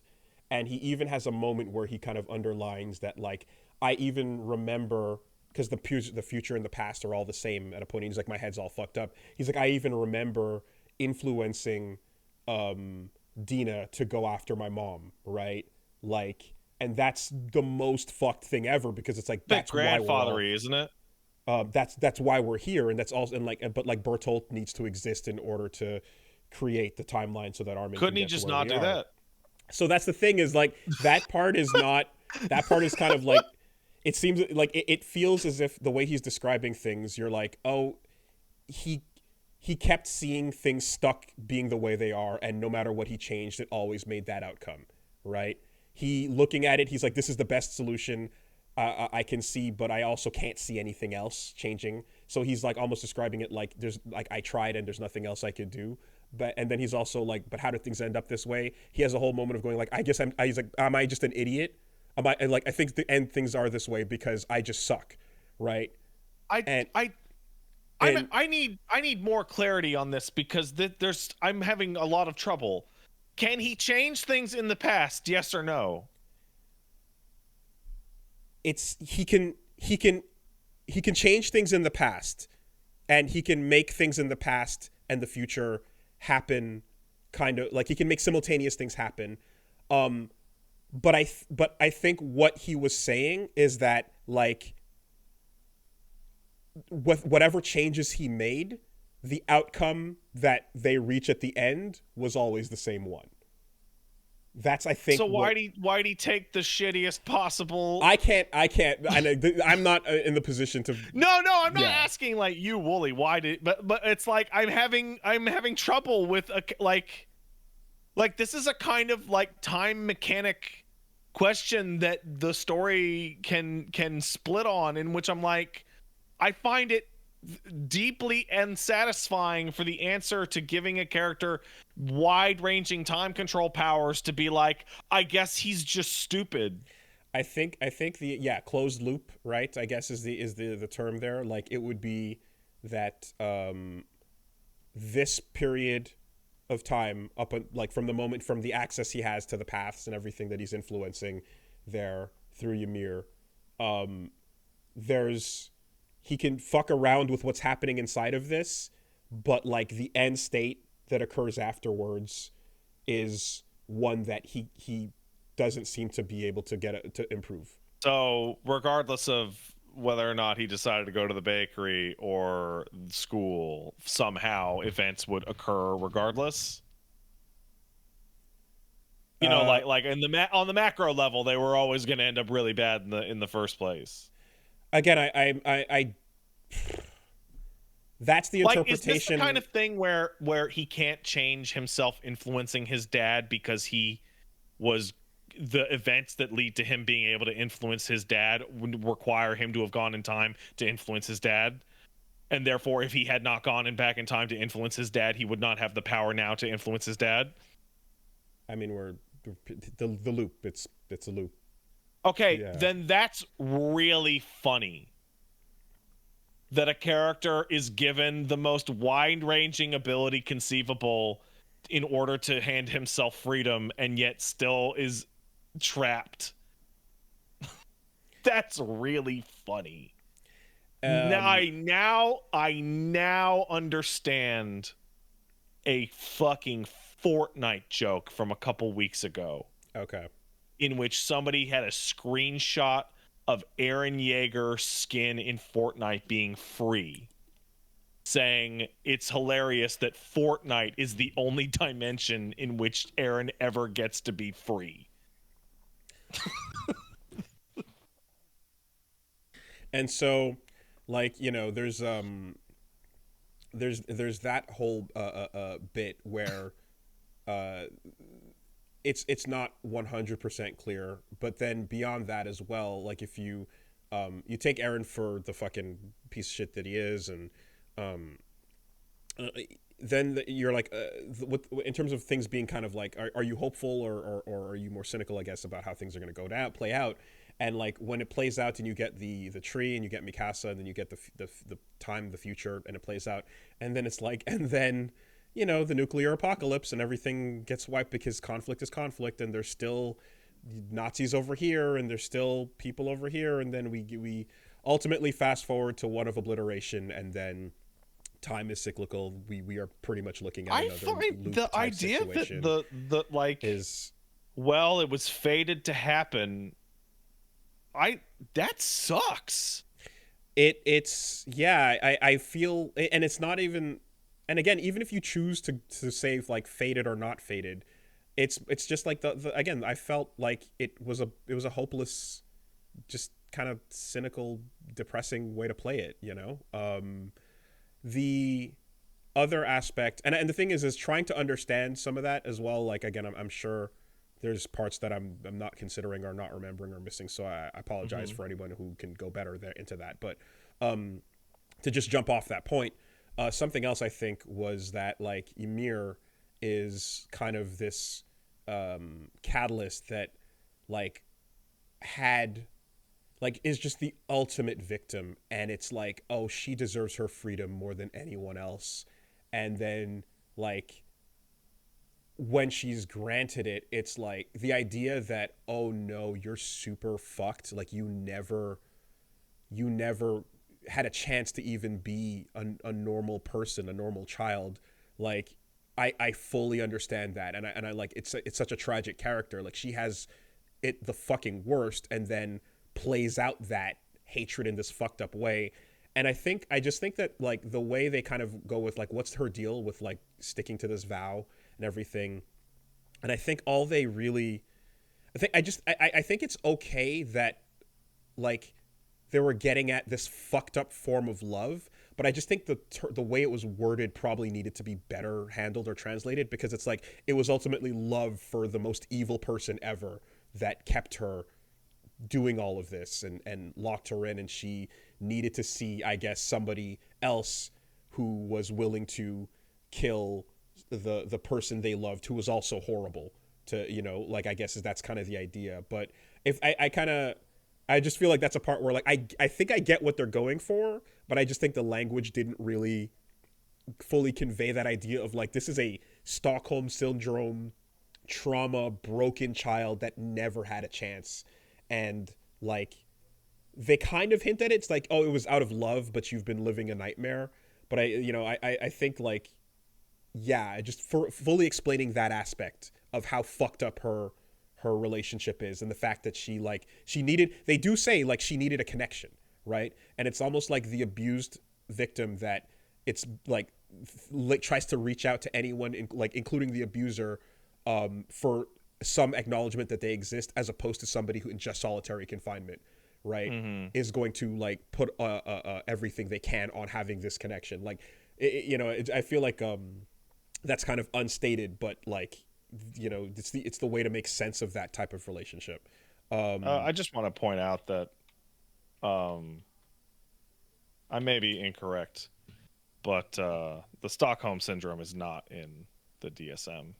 It's not a real thing. It's something invented by the media. I see. To explain how the Stockholm police massively fucked up getting the Okay. hostages out. Okay. Is there a term for the learned helplessness? Learned helplessness is what people usually mean. Okay, when like when somebody who's like kept in a fucking basement somewhere. You're kept in a situation that's so bad for so long, and any attempt to fix the situation is met with such an extreme reaction. Gotcha. That you cease attempting to fix it. That being said, the presence of like adoration or love for your direct abuser as a result of this is that there's a whole, you could write a book on this whole thing. The definition of just Stockholm is okay. Yeah, it's blunt. Right. Okay. So I think that like if that's what they were going for, learned helplessness, like they touch on it too lightly, and like could have like I guess fully made sure that like you don't you leave they could have, you want to make sure there's no room for misinterpretation here, that like that the love, quote unquote, that she's feeling is some sort of pure, honest, like true connection with her heart to the king. Like brainwashing's a fucking thing, but it's hard. It's a whole thing. I maybe I'm stuck on this, but like, and I can understand like a nihilistic story or like a doomer view of the world, but like having characters either be fated or unable to escape from causality loops means all of their actions are amoral because they had to happen, which means there's no story. It's just a sequence of events. I feel like that's a huge, big mistake. So I feel like what Aaron was what they were trying to go for was one where like my actions are fated, but I will give you the freedom to choose what you want to do while I'm going to be stuck in this path. But yeah, it feels again like it's not 100% clear like what had to happen and what was anyone's choice, if any of it was really. Like even in fucking Greek myth, when the tragedy is caused by your hero's fatal flaw, which is an appropriate comparison here because Aaron's got a fatal flaw, you can argue with the fates. Like you can get a hold of a fate in Greece and be like, "Fuck you, bitch, change it." For most of the story, it felt like Aaron's personality from the jump. I'll kill all my enemies, Tatakai. If we kill everyone across there, then will we be free? Right? It felt like those are meant to be the moments that are like setting up the fact that when the final moment comes, I'm gonna just rumble everything, and I'm gonna let you stop me, and you can try to, but I like negative freedom versus positive freedom almost. Like I'm gonna if you're taking away my freedom, then I'll kill you is like often like the thing. So it feels as if that was what they were kind of setting up, but that last conversation really confuses what dominoes were unavoidable and which ones weren't. It definitely does. I mean, watching like 10 dominoes fall over in a row is not the most exciting thing in the world, no matter how flashy and well animated those dominoes are.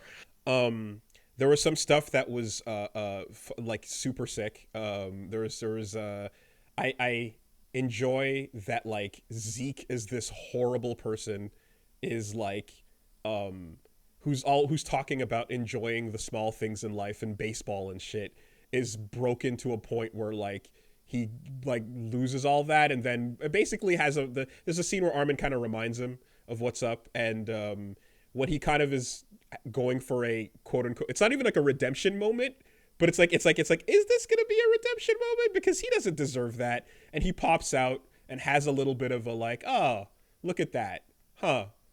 Even, you know, and like I was like, it's almost like a moment of like, yeah, he's like there's a, even though I've killed so many people, look at that sunset, isn't that interesting? Anyways, and then Levi shows up and just does what he does, and it's like, no, that's correct, this fucker needs to go, like, and this needs to happen anyway. But you don't really get to have that full like, and now you're on the good guy side moment, you know? Hey, I have a really important question that I kind of already know the answer to, but I need to have it confirmed. I would forgive every single problem or annoyance I had with this whole series if you told me right now that dinosaur titan that we saw in the ending of like the season 2 is in the show somewhere. I think it's not. I don't think we ever actually see it.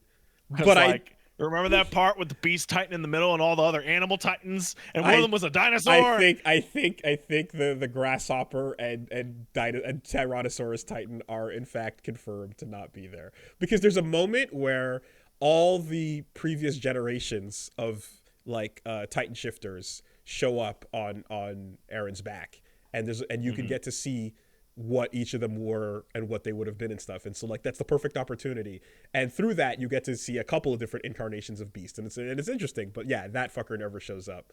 There is so there's some, I can see how this is there's a divisive one here, but like with Falco, I'm like I thought like when Falco showed up, I was like, that's on the nose, but I'm fine with it, because there's one, this character's name is Falco. 2, there's a scene way back when the Marleyans are discussing the eradication of the Eldian people and how they need to switch over to weapons of war, and one of them kind of looks up at the sky and goes, "Huh, we don't have any flying titans, do we?" And then they go, and then anyway, and then they just kind of move on with the conversation, and then that pops up in a moment where like the final thing you're seeing here is the literal embodiment of the wings of freedom on their backs that they carry through as the motif, you know, throughout the show. So I thought that was pretty all right. I remember too as well the Falco, Zeke, fuck, what was it? Shit. With the, I guess just like, yeah, the I mean, the fact that the rumbling is played out for you in such a way where like they fully know how horrendous this whole thing is.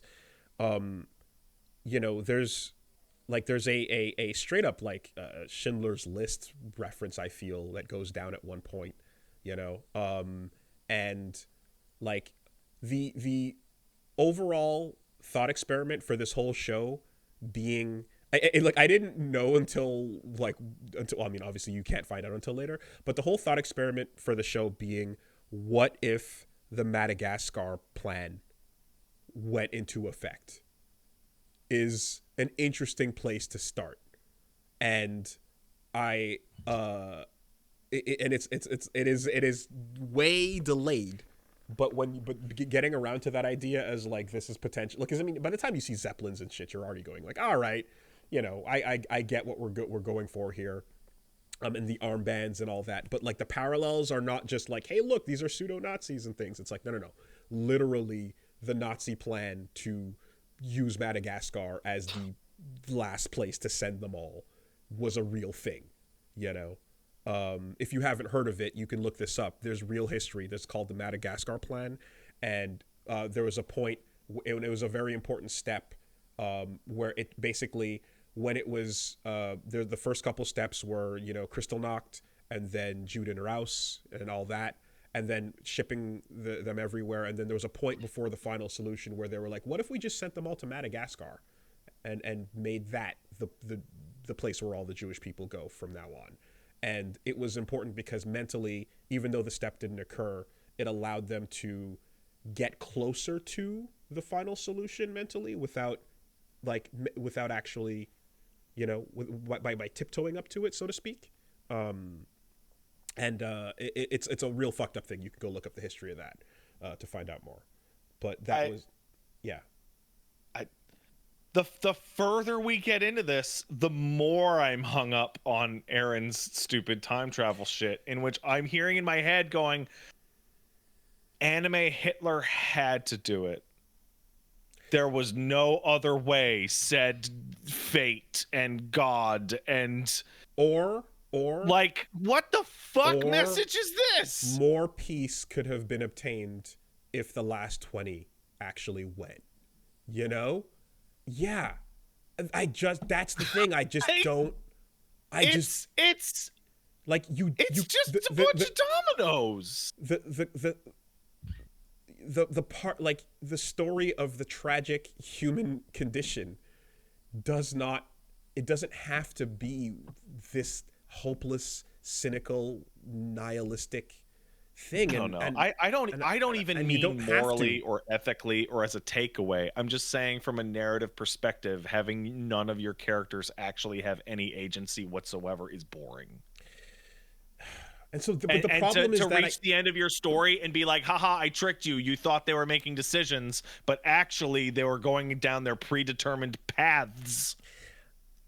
And that's the part that I'm like, I don't know if everything was meant to be that, like that's the problem. Like I think, like, there might be some of it. I think there might be that some of it was able to be influenced, but some of it was not. But it's not explained well enough. You know, I don't know that the intention was this was all pointless, but if that conclusion is correct, then it does in fact mean that the dominoes were unstoppable from the jump, and there's nothing anyone could do, including Aaron himself. It's boring, man. And that is ultimately, again, a hopeless way because then to if that's like, if we assume, just for this second right now, that like, oh yeah, you know, Aaron tried like a million different combinations or whatever, and you know, he couldn't find any better solutions, and I guess some of it kind of had to be this way. Then any discussion about any character's motivations or any character's emotional state, or like that scene you were just describing with Zeke and Levi, it's like, well, I mean, that's what was going to happen. That's how it was always going to happen, and they had no choice. Yeah. So, I will say that this doesn't, to me at least, feel like it doesn't feel like the Game of Thrones level train wreck that is like, we the creators are like checked out of this world and Yeah, no, trying to get nothing's ever gonna compare. like game. It doesn't feel like that, and I don't think that comparison is apt here, because like, yeah, that is a like, we can't get to these credits fast enough. We have Star Wars movies to make, right? Level of bad. Bitches, And enjoy making that Star Wars movie, D&D. How'd it go? Right. I think that this is just a case of almost like the creator like either not knowing how to stick the landing, or having a view of the world that is just diametrically opposed to my own in some ways, which I'm not, again, I'm not sure, and I wish I feel like we need to see more to get what you're going for. But if I'm reading the text for what it is, it does feel like to fight tatakai. Yeah. Why, you know? And I say this like because we're focusing on this part of it, and I'm like, but I'm also just like, there's so much I loved, man. And I could gush on the moments. Oh, there was some good shit even in what I enjoyed. I fucking love so much of this show. It's so good. Some of the some of the not just the twists, but just like, again, like the you know, the fucking, even the moment Historia gets the moment he kisses her hand and the face, and that, like, a lot of, and these it handles things in such a way that I feel is so human. There are so many moments throughout the story that are so unbelievably human, and then even the parts where it's a subplot, but it's like, you know, Armin feels the way he feels, but how much of that is influenced by who Bertolt was and how he felt about Annie? Is that gonna make me less of me? And if so, you know, does that matter in the end? And then also the part where it's like, who do we choose to revive, and did we make the right choice? And and to the end, he, like, you know, like Erwin just like, I don't matter, I'm dying, but keep fighting. Like that, like everything about those moments is like, oh, like I can't describe how much we were into this, you know, along the way. And I still, to this point, here's how good I think it is. I would still recommend Attack on Titan, and I still will, because so much of it is fucking incredible. So hey, let me ask you. I'm not the kind of person breakdown that'll like hit this type of like conclusion and feel like therefore the entire journey up to this point is not worth it. I'm not that person. I still think I would recommend this to people, and I still will, because there's so much to love. But like, there's a discussion you got to have when you hit this point. You know, I've described. I don't know if you. I can never remember if you've seen it, but I talk about Battlestar Galactica a lot. I haven't seen it, but you talk about it. Yeah. Right at the finish line, like turbo fumble on the finish line. It's astonishing. It's crazy. And it's so good right up until there. Do you feel that like Attack on Titan is like where does it sit on you? If like it's great, and then it kind of fumbles a little bit, or it's just a little confusing or unsatisfying.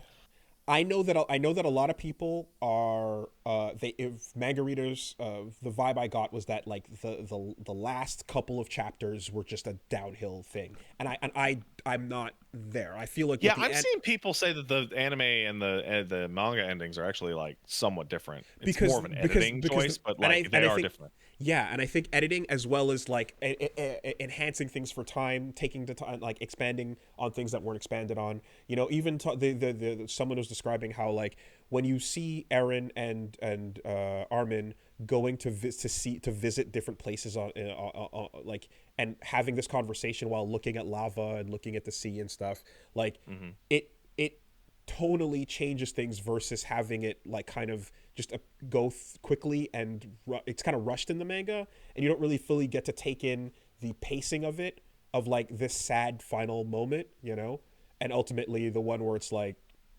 and so apparently the anime like handles that better and such. And to me, to answer your question, I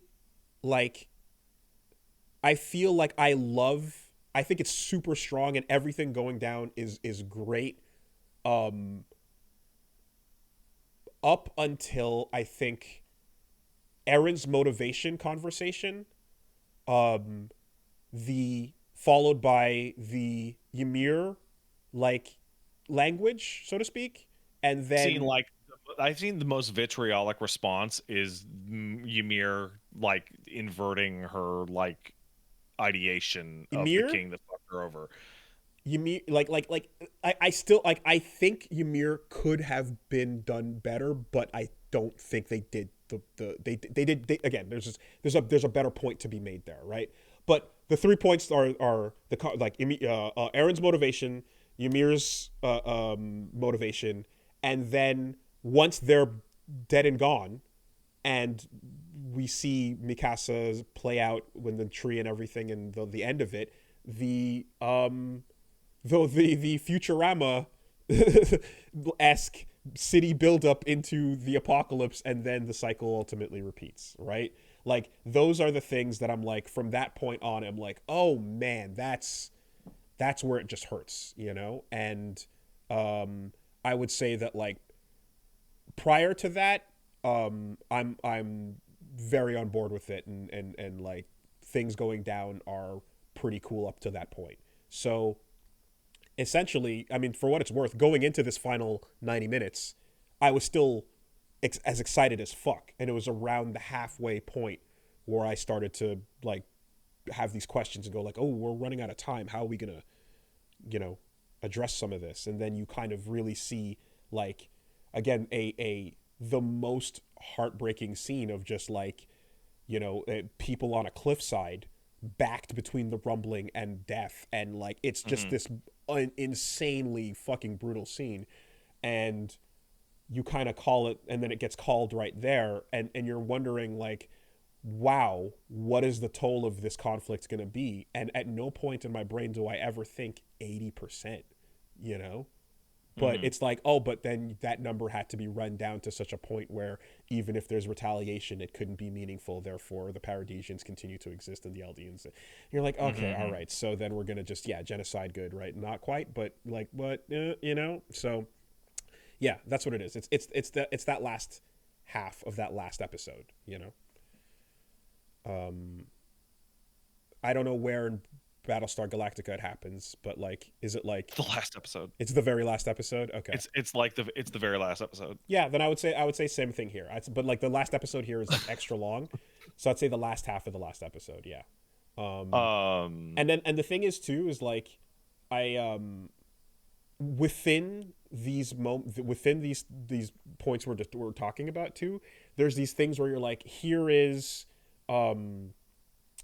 Reiner like basically almost trying to like almost embodying like the like Helos, the hero that killed the full Titan, you know, back in the day or whatever, the fake hero.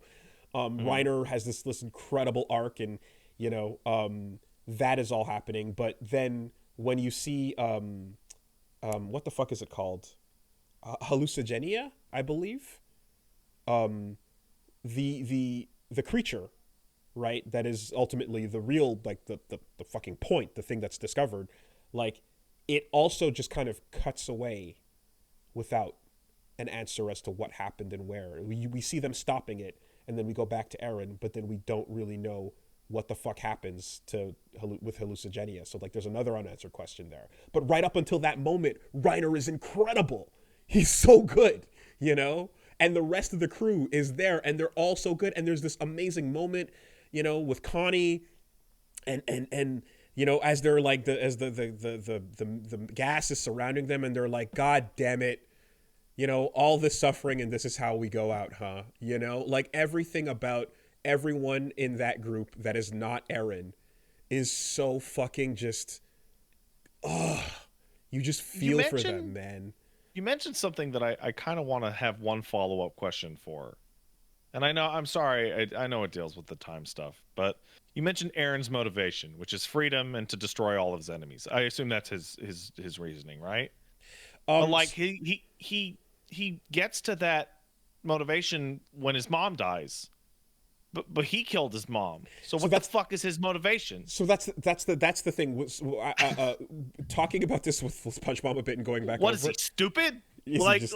I mean, yes, right? Yes, the answer is yes, confirmed. But that part, like, I wasn't sure if it was like because he says he doesn't know enough times there where it's like, is it that this was happening and then like he goes back in and underlines it? It's already in the script, but he underlines it because he knows that it needs to avoid Bertolt in order for that timeline to continue to play out the way it does?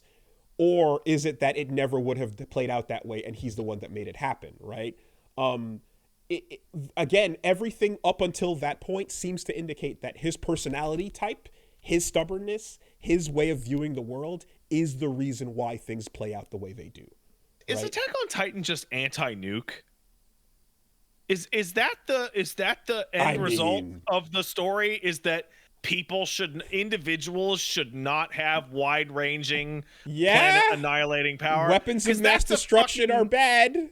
Because Yeah, that's a tired fucking theme. that's absolute. But then again, nukes are Like, necessary. yeah, okay, no shit. But nukes are also necessary to save the world at the end of the day. Are right? they? I don't know about that. Yeah. That is one take on it. But I think that's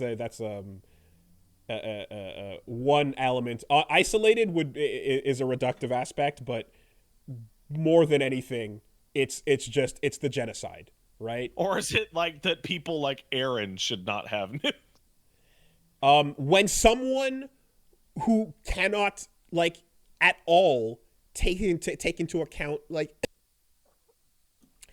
when someone who cannot take into account any subtleties of a situation or like someone like that who's just like, no, they're the enemy and that's it, there's no black, it's black and white.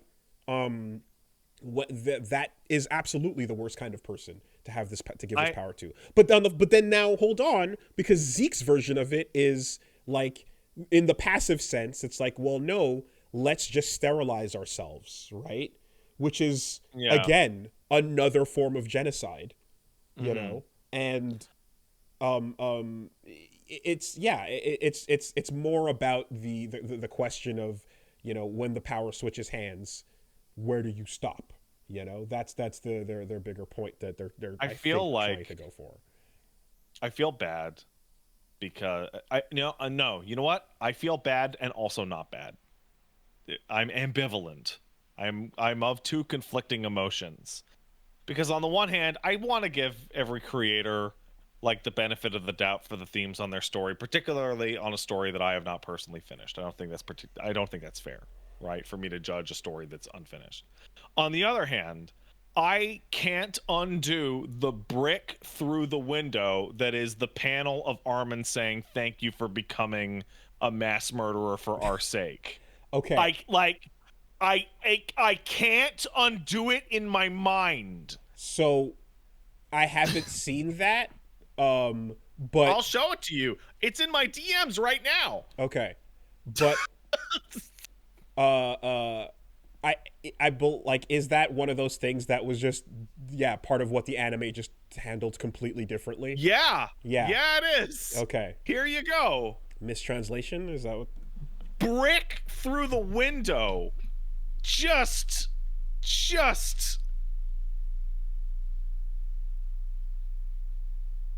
that's insane.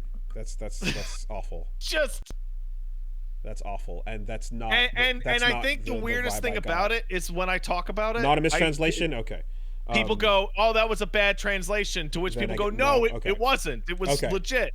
Yeah, that is very. That's not the vibe I got.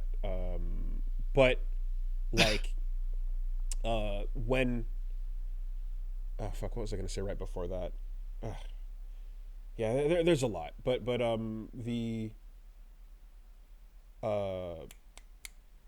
final note, the final note of that conversation ends up being like, hey, I guess we'll see each other in hell, right, for the war crimes we've committed, you know, and like that's like yeah, that's okay, you know, sure, but I yeah, I don't. I do feel that the difference though is that like Mikasa was like up until that last possible minute, just like no, but maybe. No, but maybe there's a way, and it's just like it really doesn't. Like everyone else has already accepted it, and she just and they almost have to like be like, hey, you know what? You come with us to do the other plan. Don't think about it too hard because she just can't get brought to that point.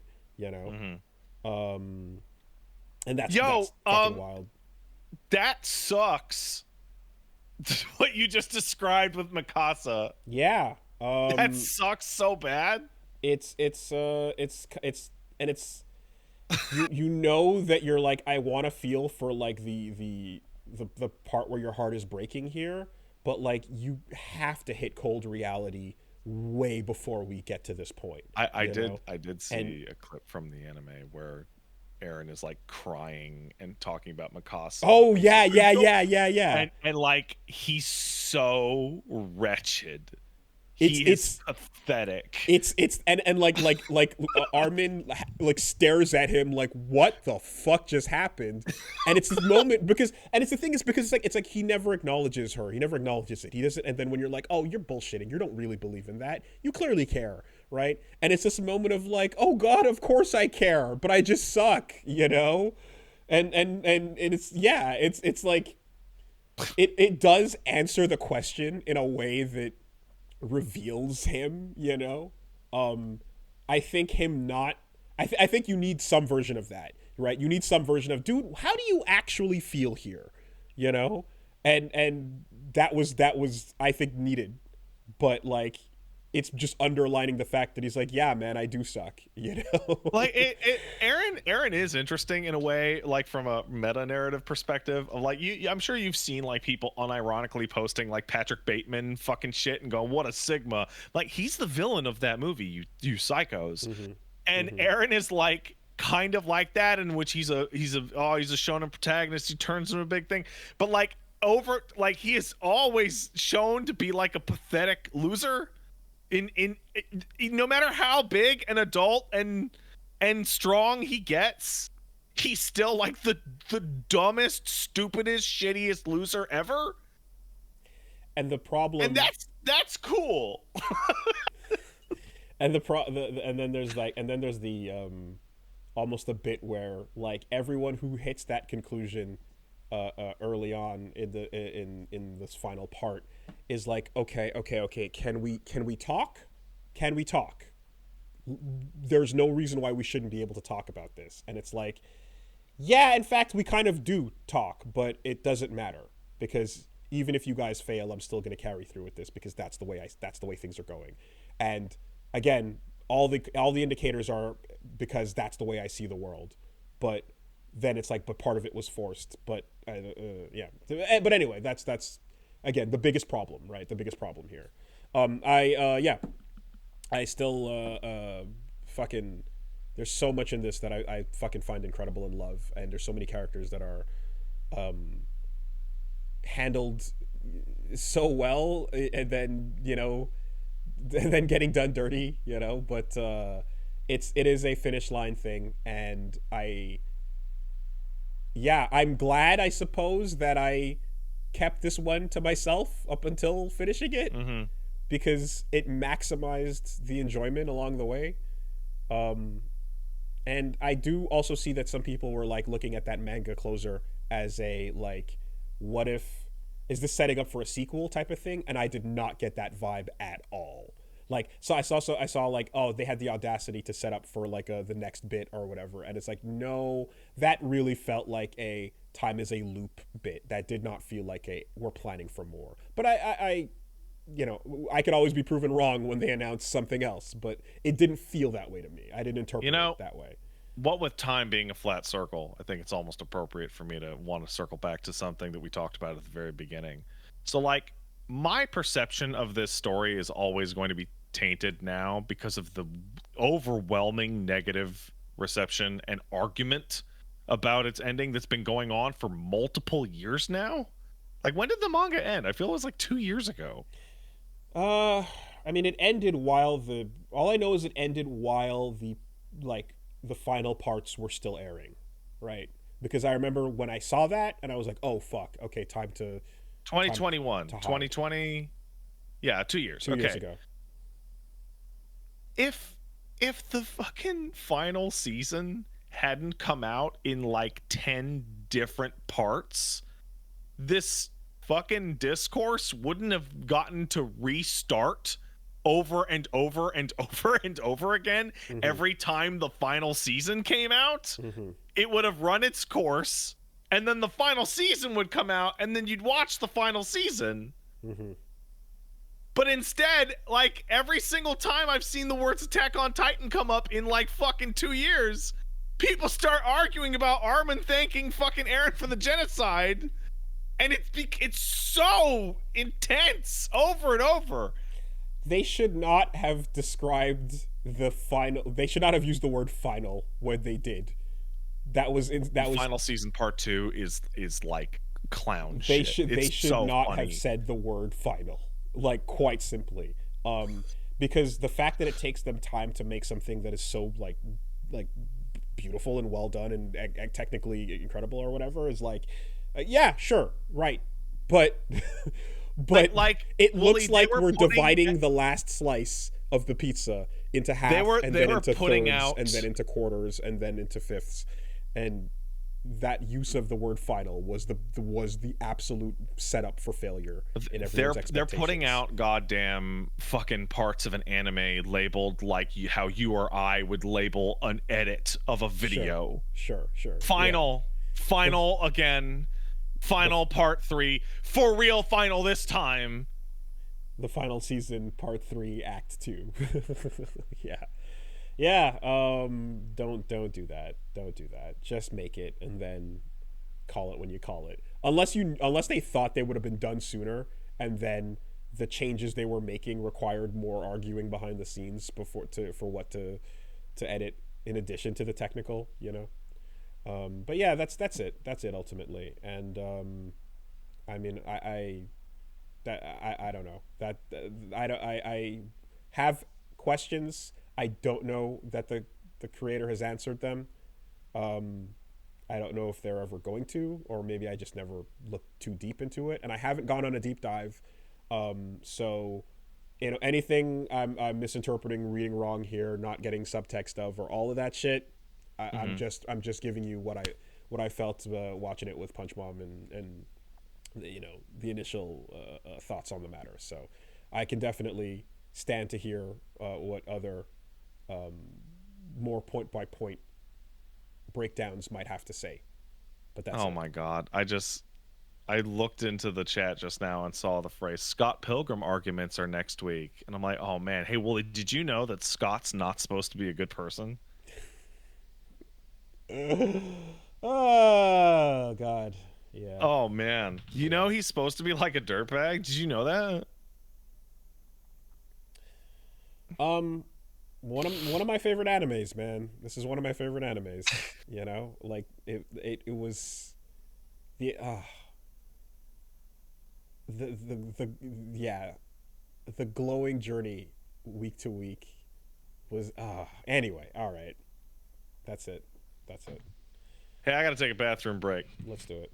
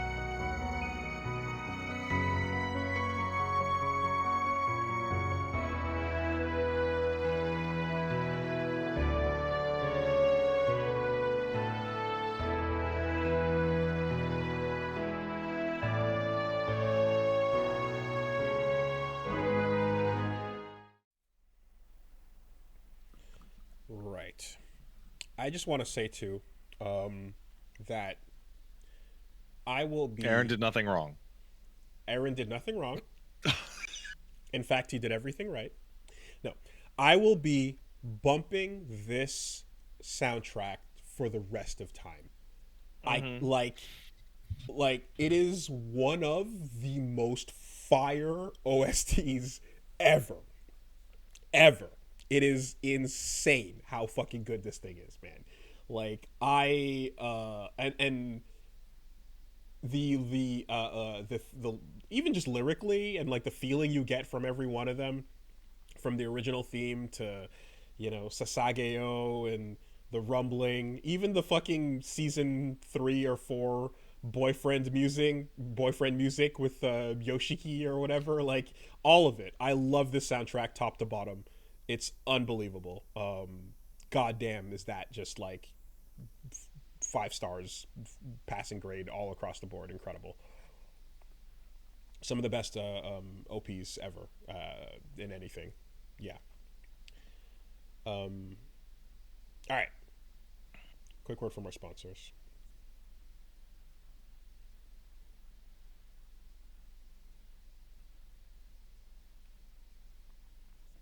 This week, the podcast is sponsored by HelloFresh.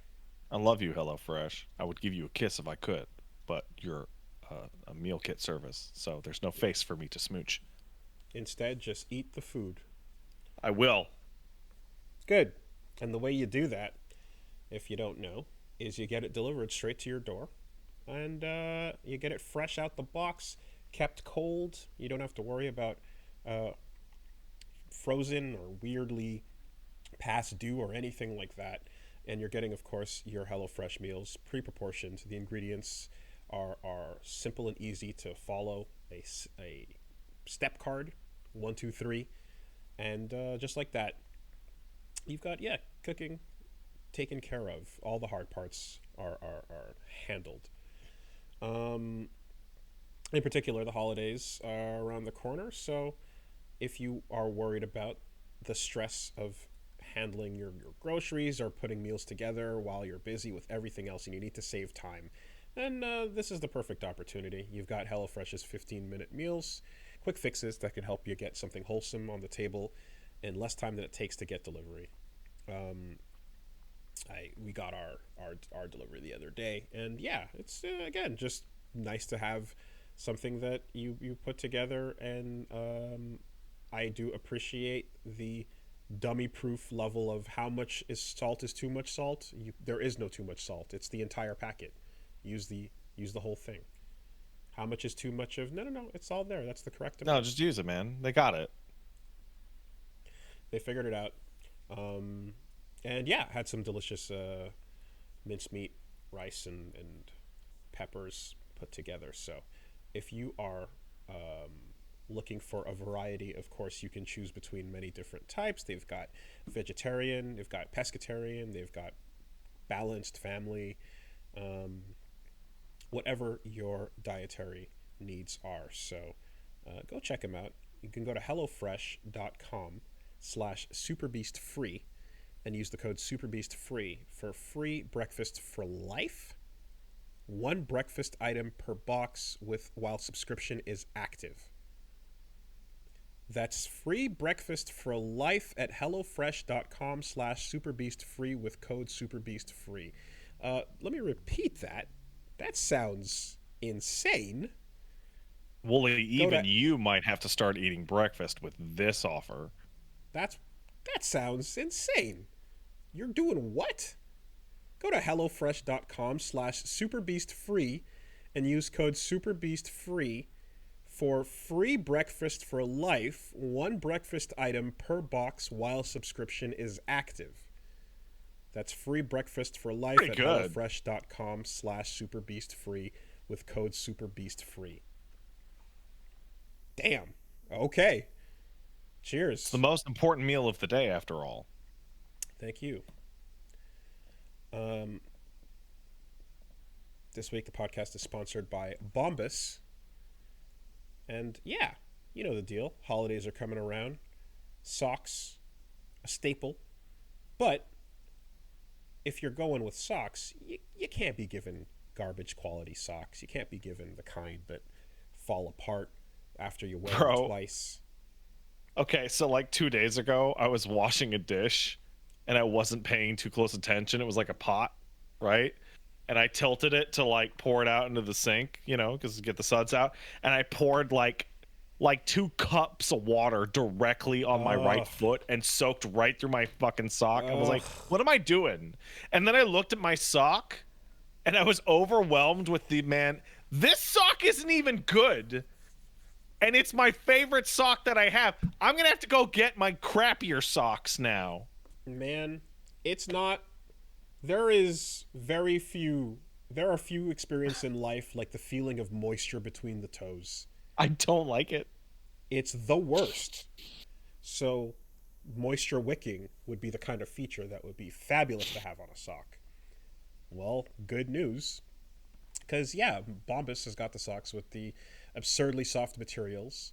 They've got the seams out of the way. You don't have to worry about any of that, like, horrible, easy to rip spot that you usually have on socks. And, Oh, you mean the spot I'm looking at on my sock right now? yeah, they took care of that. That's gone. And of course, with every pair you purchase, they donate a pair to someone in need. Socks are the #1 most requested clothing item in homeless shelters. So, one pair purchased equals one pair donated. In particular, the gift boxes that have the high quality socks that everyone's hoping to get. Is designed in a beautifully designed box. You don't even have to wrap. Okay, perfect holiday gift taken care of. So, if you are concerned about it as well, they have a 100% happiness guarantee. So there's super easy returns and size exchanges. Truly no hassle. It is that simple. Get yourself out of the terrible sock game and into the smooth feels of Bombas. Go to bombas.com/superbeast and use the code superbeast for 20% off your first purchase. That's bombas.com/superbeast. Use the code superbeast at checkout. bombas.com/superbeast. Code superbeast. Thank you. Thanks, Bombas. This week, the podcast is sponsored by Raycon. It's a little early as we approach the holiday season, but if you're looking at getting yourself, if you want to tick off your holiday shopping list, of course, you don't want to worry. You don't want to be rushing into stores and dealing with the crowds and all of that bullshit. I don't want to do it. It's not fun. Getting good deals before Black Friday would be ideal. So, Raycon has got stuff that you can save up to 50% off with their early Black Friday sale that's going on right now. We've talked about Raycon in the past, of course. We're talking about getting wires out of your life. If you want to enjoy the future, you got to start with wireless. In particular, everyday earbuds, high quality audio, thoughtful features, 32-hour battery life, perfect in-ear fit, all-day wear, and lasting comfort, the kind that I got my wife. She's wearing them right now, using them on a regular basis, and of course taking calls as well. Pretty handy. Bro, feature. I talk with my hands. My hands are going all over the place. Sometimes I knock my headphones off my head because of the cable. I wish it was wireless. Right? Sometimes you need to look like an insane person talking out to the air and then turn around and go, wait a minute, actually you're just cool. My mistake. In particular, you can get 20% off everything on their site with select products up to 50% off. So hurry now to buyraycon.com/superbeast to get 20% to 50% off site-wide. That's buyraycon.com/superbeast to score up to 50% off Raycon products. BUYRAYCON.com/superbeast. Thanks, Raycon. Thanks, Raycon. And the podcast this week is sponsored by Uncommon Goods. You've heard me talking about them in the past because they are legitimately a great place to get your gifts done and get them done in an I'm original terrible way. at Christmas shopping. I'm terrible at it. I'll pat myself on the back where warranted. I'm pretty fucking good at it, and You're in all right. You're particular, pretty good. Yeah. I like the things that are exactly what you need, but not the most obvious thing that others would think of. So Uncommon Goods is exactly perfect for that particular niche, the thing that fits the type of person you're shopping for, but it's not the most obvious thing relating to the things they're into. It's a secret weapon. That's a good way to describe it. Make it stress free with your holiday shopping. You can go through a number of different unique shops, different unique products that are often handmade or made in the U.S. Out of the ordinary gifts that you can get that are pretty high quality, and you're covering art, jewelry, kitchenware, home, bar, games. I've bought unique board games from there before. Again, like stuff for plants, stuff for garden, stuff for just every possible category. There's a wide variety right there on the front page when you land. But it's great to see unique things that I'm like, oh, I didn't even know that existed. Oh, that's handy. Let's check that out. For every purchase you make at Uncommon Goods, they give $1 back to a nonprofit partner of your choice. They've donated more than $2.5 million to date. And I've used them for the stand-up tic-tac-toe 3D game that I have talked about before, and my favorite being the self-watering, self-lighting plant that grows itself no matter how bad your wife might be at growing plants. This will keep them alive. It is like an ICU for plants. So that some don't have to throw her under the bus again, but I will, because she's that bad at it. Nonetheless, It's funny. I actually had this exact conversation with my wife like 3 hours ago about plants. There you go. Right? Let it take care of itself, lest you have the death touch. To get 15% off your next gift, go to uncommongoods.com/superbeast. That's uncommongoods.com/superbeast for 15% off. Don't miss out on this limited time offer. Uncommon Goods, we're all out of the ordinary. Thank you. So I actually wasn't done with week stuff. Oh yeah, before you go, man, my arms are getting like super thick because of the baby. Can you believe that? You're muted. Well, hello? I'm like lifting weights. What? Did you hit a mute I'm button? muted. I have a fucking mute button. Hello? Uh-oh. I am muted. What the? But I'm coming through. What? Oh, was it my headphones? Oh, I'm sorry. Hold on a second. Did my headphones die? Holy...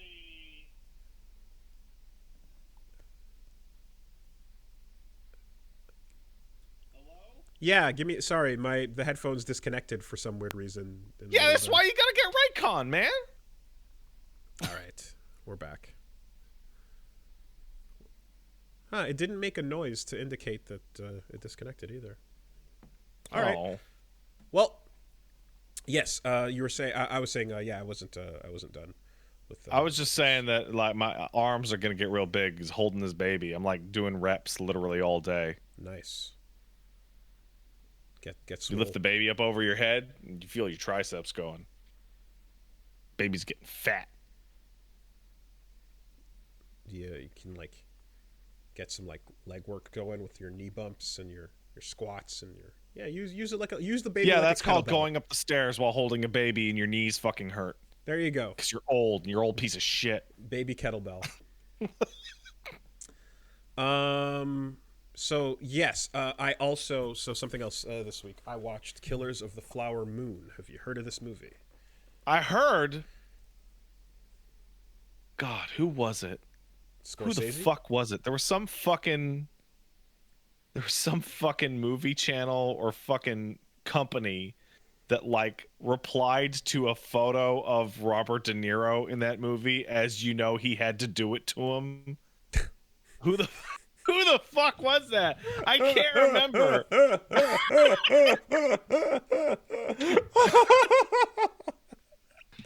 Oh god, that is fucked. It was Paramount. It was the Paramount Twitter account. No. No. Are you fucking kidding me? I'm super for real. Yeah. Oh. All right. Well, look. Killers of the Flower Moon, Scorsese, 3.5 hours. It's a big one. Yeah, De Niro and Leo and a number of others that are doing it. It is a fucking good movie. It is obviously, like, again, Scorsese's doing what he does, but in particular, I'm thinking of how he is. I think he said in the interview, maybe it was like after The Irishman, or I forget where, maybe, but I feel like he talks somewhere about how, like, when you're up there in years and you've only got a few movies left in you, you got to pick what you're gonna do very carefully. You know, you got to pick and choose. If you have a lot of stories you want to tell, which are the ones that matter. And when you see this, you walk out of there going like, yeah, actually, I get why this is one of the stories that needed to be told. This is... Hey, before we go any further, I am well aware that Scorsese makes good movies, but is it as good as the most recent Marvel film? Well, I haven't seen the Marvels, so I don't know, but I'm hearing good things about it, so we'll have to see how they stack up to each other. We'll have to see. It's hard to say right now. Jury's out. I will say this. They, in terms of just like real, this is like the wheelhouse that I very, very, very much love.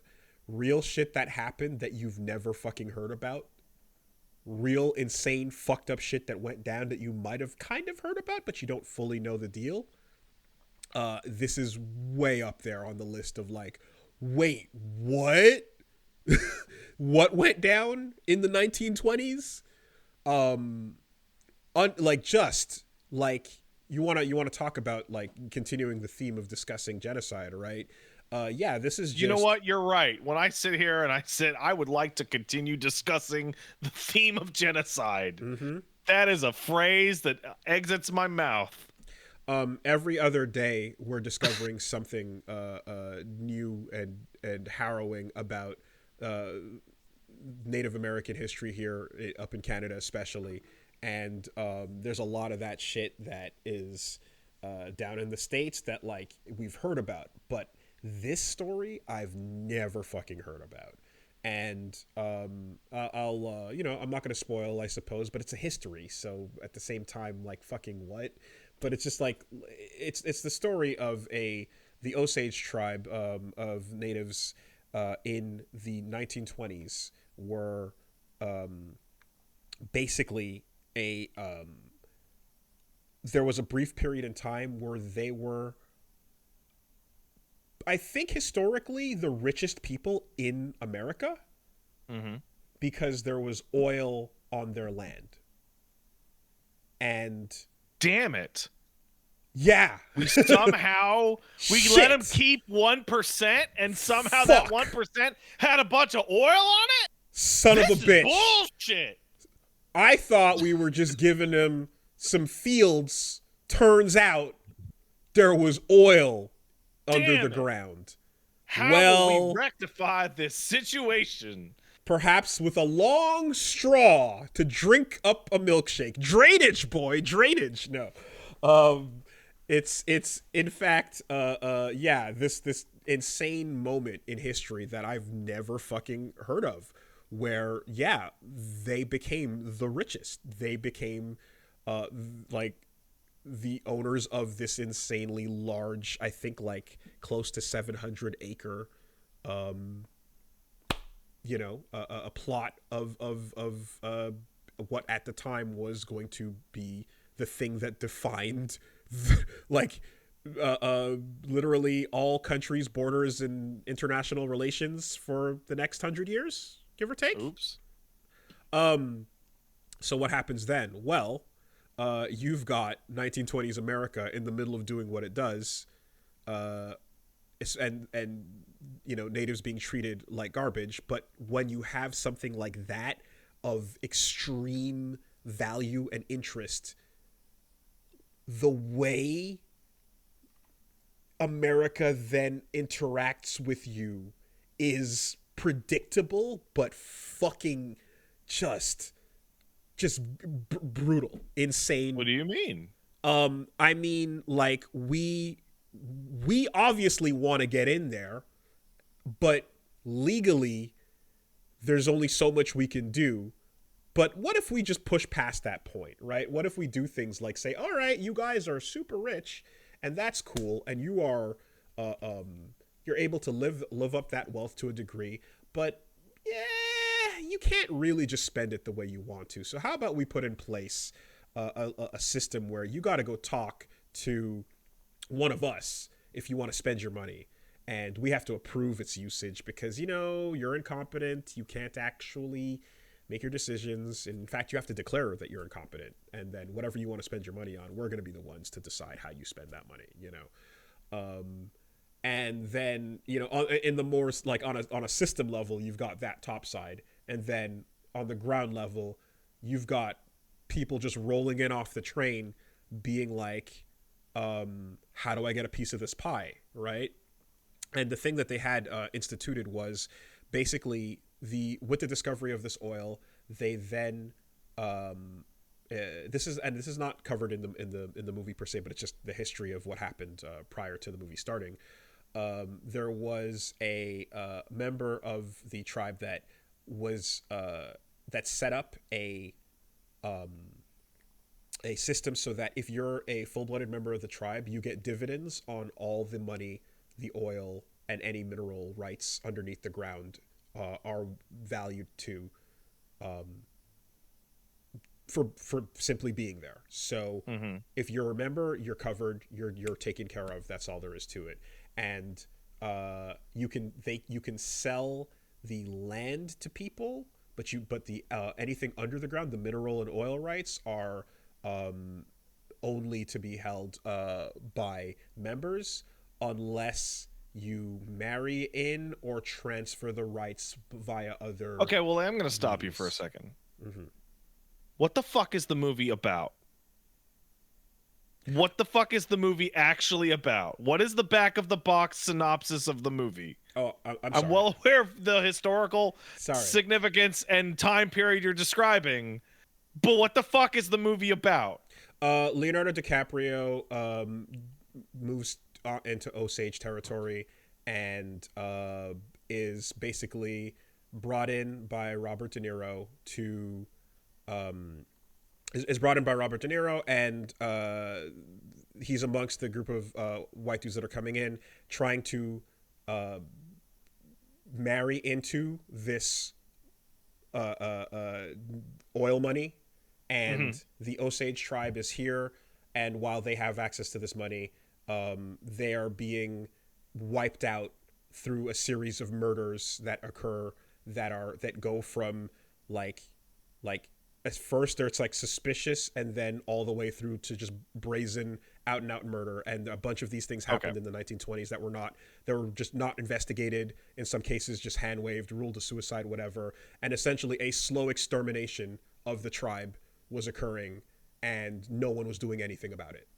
So Leonardo DiCaprio and Robert De Niro are the evil white mans and trying to steal those natives as oils. And it goes as far as like literally like marrying into the family and showing you the degree to which like that nefariousness stealing it with their penises can like took place to the level that it took place at was one that is was that like theft by penis.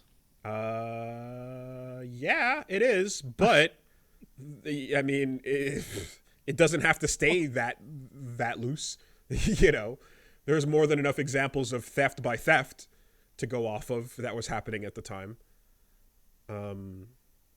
Yeah, sorry. I was trying to just explain the setting and context. Yeah, no, I understand, but I was like getting so much big picture that I couldn't see the little picture. Okay. I also am not sure what level of specificity to get into. I don't know how much you want to know before you go sit down Well, to like watch Pluto, everything, I so. would be like Pluto Yeah. is about a series of robot-based serial murderers in the Astro Boy universe. Okay. All right. Um. Yeah. I also went in pretty cold. Like I think I saw like the first trailer and it was just like a tone trailer, so I didn't even know what it all was it was about. And yeah. Anyway, so yeah, that's kind of it. It's incredible. It's very, very, very, very, very fucking good. And Did you see it in the it's theater? yes, I did. It's 3.5 hours long, right? It is. It is. Did you bring a piss bottle? I did not. I feel like we've entered into a universe in which like filmmakers like movies used to have fucking intermissions and they only used to be 2 hours long. Sitting down for 3.5 Scorsese, I mean, he can hold it all day because his bladder is old, but like that's ridiculous. Um, I've done 3.5. I've done 4.5 for. Yeah, but I don't want to. Yeah, no. There is an actual in movie kind of like intermission moment, so to speak. You know, it's kind of interesting. Like there's a scene where they kind of it's literally introduced as the intermission, so to speak, and it's like a here we're gonna catch you up to a couple things that are like part of the history of what happened here that we're not going to be showing you on film.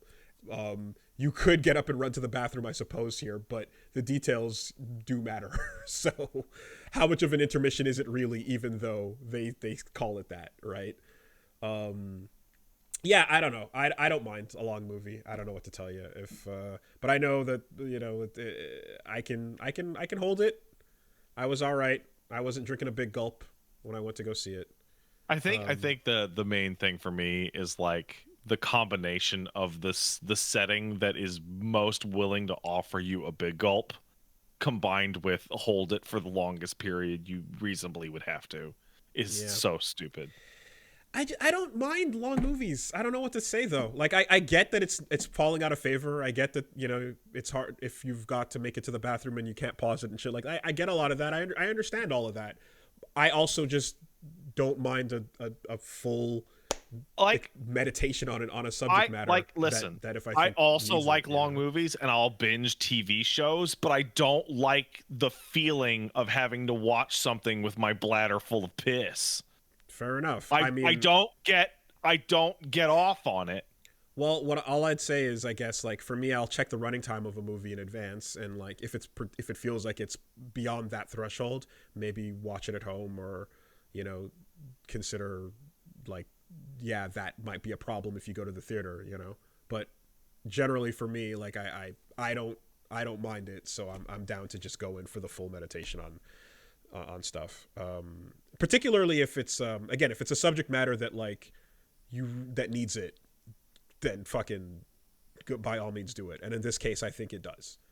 I think the 3.5. No, I don't have a problem with the movie being any particular length, but it's I don't know, man.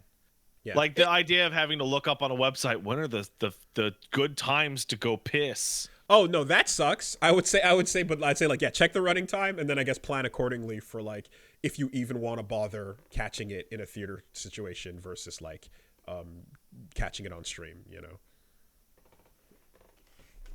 Yeah, but that aside, it's fucking wild, and again, it's kind of incredible that this type of thing happened and no one really knew anything about it. So, I guess he decided, okay, like it's based on a book, and he said like, all right, like let's spend as much time and money and everything as we need, like bringing this story to light. And yeah, they do a pretty fucking incredible job of that. It's just kind of wild to look at like this world in the 20s where like a bunch of like because it's taking place on like reservation land, in like Oklahoma, and you're Mm-hmm. seeing like all these outsiders kind of coming in and are being like subservient almost in like, oh, whatever you guys need, Osage tribe will do, and they're just kind of setting up shop around while the wolves close in, Mm-hmm. and like to the point where you're seeing like white people learning and speaking the language and stuff, and it's just like yeah, it's nuts. It's just a nuts story that actually fucking happened. So go see it. Very good. Um and beyond that, that's a pretty much it. So um games wise, we tried out Thirsty Suitors, and I saw yeah, trying to win over your South Asian mom, yeah, that was such a and good I'm thing. like, oh man, that's just Yeah. like my mother is incredibly predictable. Apparently, that is not a universal experience. Oh, so the movie, by the way, is called Killers of the Flower Moon. Is the name of the movie? Just as a closer, right there. Thirsty Suitors is a uh, Tony Hawk cross SMT cross Scott Pilgrim cross Annapurna vibes game, and it's really all in just the setting and the writing. Like, the skating is very basic, simple, like simplified Tony Hmm. Hawk. The RPGing is simplified RPGing. The cooking is Oendan esque. It's nothing super complex in terms of the gameplay elements, but the writing is very funny, and you're kind of going through this wild fictional setting of Nokia phones and like progress, like as the way Reggie put it, like people are very like a very accepting and chill community that's down with like queer kids being around and being themselves, but also like we have old ass phones and headphone and Walkmans and tape decks and shit going on, and it's like It's a what nice fantasy. what universe is this? you know it's super like, oh, but yeah, anyway. um no, like you have your first boss fight is against your third grade ex-boyfriend, and he's been pining for you ever since, and you handle that accordingly. And all the issues that come with it. And of course, part of their delusion is that you go into their mind palace to see the way they see themselves, and then you have a verbal boss battle with them, and it's got all that like little just like indie game flair to it. And again, some of the things that you see in Sayonara Wild Hearts with the colors and visuals and um, just exaggerated style of handling relationships. Not to mention, in the Scott Pilgrim sense, you have a League of Evil X's, but you yourself are also a very horrible person. So, Oh, goody. goody two shoes. Yeah, we're gonna fucking ride this one out. But like playing it, I had fun, and then it was good enough that I was like, hey, yo, Punch Mom, you should check this out. And then I went back through it with her again after the fact. So, yeah, it's definitely charming. Charming is the word. Worth a peek. Excuse me. Took a look at that. Took a look at what was it? Mario, and yeah, like I said earlier, good ass Mario game. Animations looking better than they ever have. Not much Woolie, to why are say. you playing that game in Japanese? Mario? Yeah. I switched it to Quebecois. What the fuck are you talking about?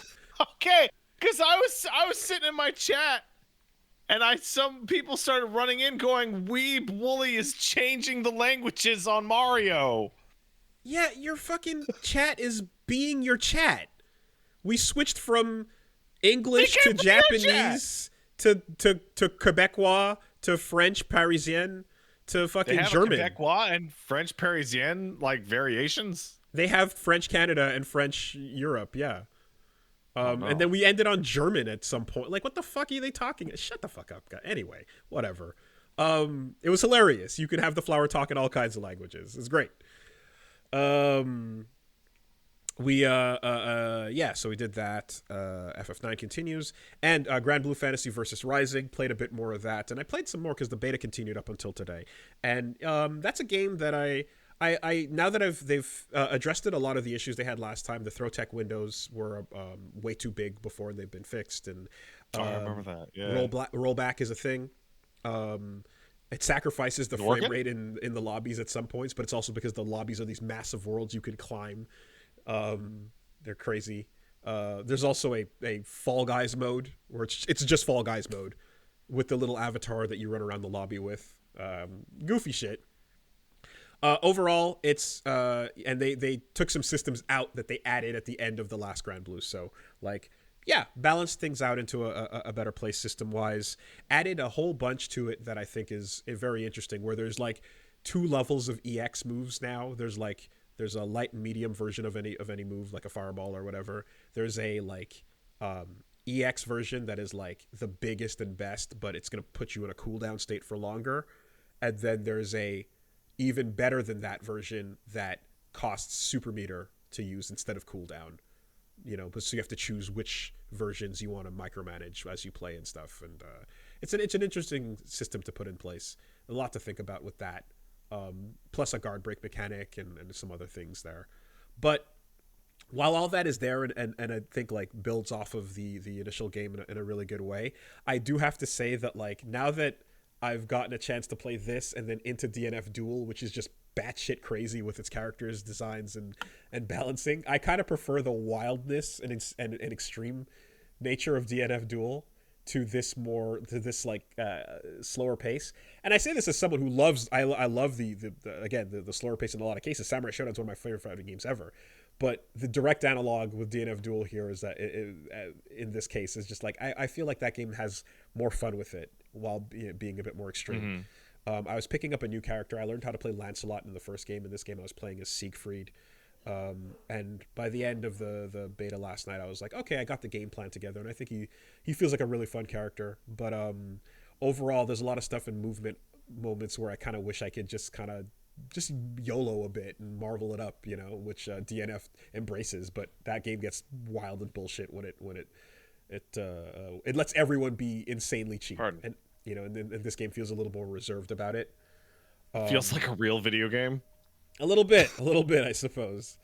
There's another thing too, which is this is just kind of, I guess, the world and the setting. It's being faithful to it, but there's a little bit of a like same face problem where a lot of the characters are like sword guy and sword girl, and there's a couple variations, but a lot of the ones that show up are like it's sword girl, but she's got a different stance and slightly different attitude, but they kind of. There's no real silhouette change. There's not a ton of silhouette changing aggressively. And I think part of that is because, again, these are gacha characters that are, you're going to roll for and spend your money on, and they've got to be appealing. So it is a thing that the sameness is kind of intentional, I suppose, But it does feel like, even in like DNF, where, again, to make a comparison, those are all playable main characters that are evolutions of the same original source class. They end up being wildly variant in their exaggerated styles, by comparison here. You have... It's okay, but I would say it's like, I guess, the limit of like how samey I would like a couple of these like sword girls and sword guys to be, They're still very wild, fucking unique characters, and Lowain and La Diva and fucking God... What's his name? Slut boy. That's not helpful. That could be any of them. No, they know the one. Not Belial, but Belial, yeah. It's kind of fucking, those extreme versions of these characters, and Vasaraga, of course, represent the unique cast members. And not to mention the little fucking potatoes that jump around and they are potatoes. The potatoes are there too, but Belial or Belial is like turbo man whore. His win quotes are all just like, "Yo, we gonna pork or what?" I'm getting porked up over here. Like, all of his things are just like, so, me? You want me to top or bottom? How are we doing this? Oh, that guy with the apple and the Oh, chest. he's all over it. It, like, no matter what is going on. Oh, I remember him. He's fucking, like, walking into the battle, like, squeezing it, trying to get the blood flowing, you know? It's crazy. But yeah, that's kind of what I'm left with. Is like, I'm like, I'll pick it up and I'll be playing, you know, on release. And the fact that all weekend I had like maybe like 2 bad rollback matches, one of which with someone from the UK, but then the second time I played them, it was fine. So, you know, felt all right. But in terms of just like, you know, moment to moment fun, like, yeah, I ended up DNF won me over, you know, the batshit stuff in that, and Crusader in particular was just like so much fun, you know. I haven't I feel like, yeah, I haven't felt that way about this cast just yet, you know. There's nothing that's grabbing me. But in any case, it's pretty much me. So the schedule I'll post. Still deciding what, but check it out. Woolie Versus on Twitch and on YouTube. We gotta move on. What's new in the world this week? Nothing. Okay. All right. There is. Nothing happened. I actually can't think of anything. I'm sure you're gonna say something, and I'll be like, "Oh, of course." Reina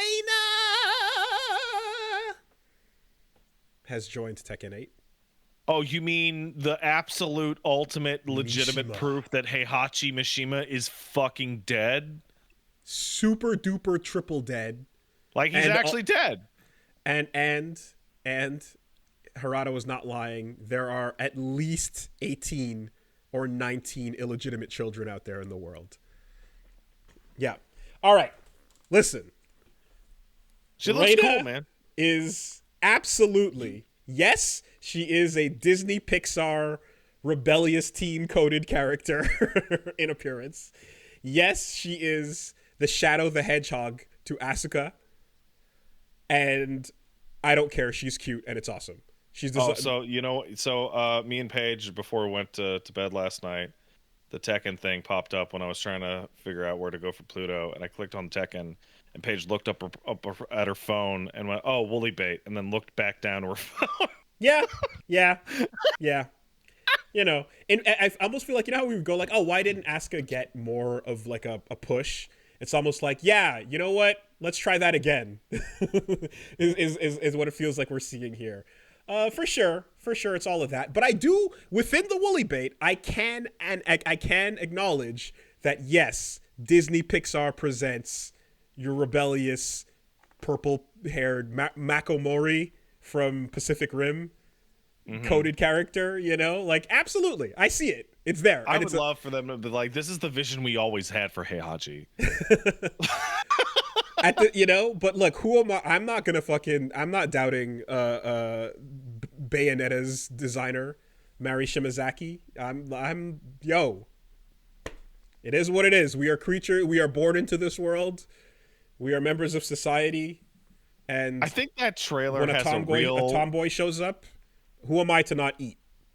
Who am I to reject this plate? I think that trailer has a really incredible moment for massive Tekken dweebs, in that Kazuya looks at her and goes, "Who the fuck are you?" The character responds with, "Oh, you'll find out soon enough." And it then cut to her doing an electric wind god fist, and I'm like, I know exactly who the fuck that is. Exactly. Well, that answers that shit. Hilarious.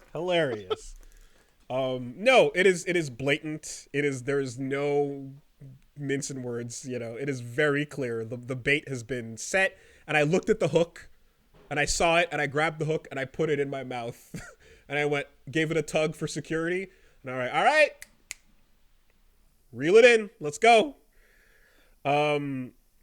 Yeah, so the story blog on the PlayStation blog described that, like, in the story mode there's going to be more to it, but she has like 2 personalities, or there's something going on with the duality there, and Of course, you see the silhouette of fucking Heihachi ass hatred when she summons the eclipse and goes full Behelit in her super. So, but if it's not that, if it's not fucking expected demon shit again, then is it just Heihachi's saltiness transfers over through his seed? It's like, Heihachi, you can every single eldritch being you fuck with just passes right through your dick, through you. It doesn't want nothing to do with you at all. Goes straight to the kids. Yep. I mean, fuck, man. If we're dealing with illegitimate Mishima kids, I'll take her design over Lars a million times. You know what, Lars? It's just his hair, dude. It's just his hair. It is. But fuck, So that's nice. She uses Taido as well as Mishima style martial arts, and we also got a little bit more info on Victor Chevalier, who we talked about a bit last time, but I guess now we know. So he's Raven's boss, and he's got various lovers around the world, and he's a penny pincher. Oh, he's French. So, sure. Yeah, man. No, I think Mary is a very, very, like, if you like this type of character design, you're all in, and if you don't, then you're all the fuck out. I think she looks cool. I like that she's purple. I like that too. I'm a big fan of that color. I enjoy it quite a bit, and like, I think they definitely probably is a cutting room floor design where they have like her hair or something about her kind of referencing Heihachi a bit more. I'm sure there was a twin spiked. I'm sure there was a version of her with big hair, and then they were like, "This looks like shit." Yeah, and then Shimazaki was like, "No, here you go. Let the lines on the jacket evoke the hair if you need to." No, you know what they can do? They can have her angel, devil, fucking lightning show up behind her back, and then she bends down, and then the camera has the two lines from the streaks behind her go behind her head and create the Heihachi horns. But that happens in her super already.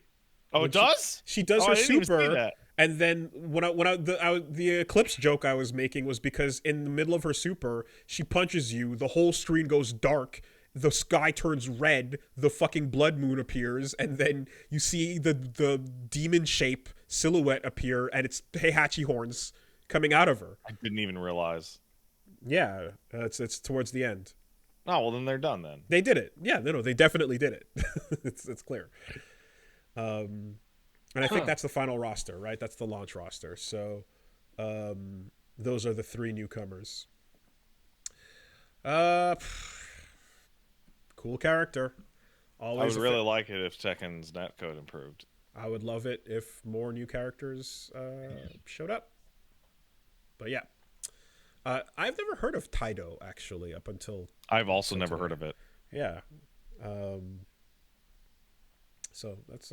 I was watching her... Before she started doing, like, Heihachi shit, I was like, I don't recognize this shit at all. Mm-hmm. I've never seen it in a movie. I've never seen it on the streets. And it's not a full replacement Heihachi either, right? Because she has her own style as well. Same thing. So Kuma's not going to be a full replacement because Kuma's Kuma. So it feels like he is Kuma. Heihachi is for real actually dead. And will they commit until the arcade cabinets have been out for 16 weeks, and then wow, he's unlocked. That's how they did it back in Tekken 5, and it was great. Or will they find a way to get his move list into the game, in some way, shape, or form, right?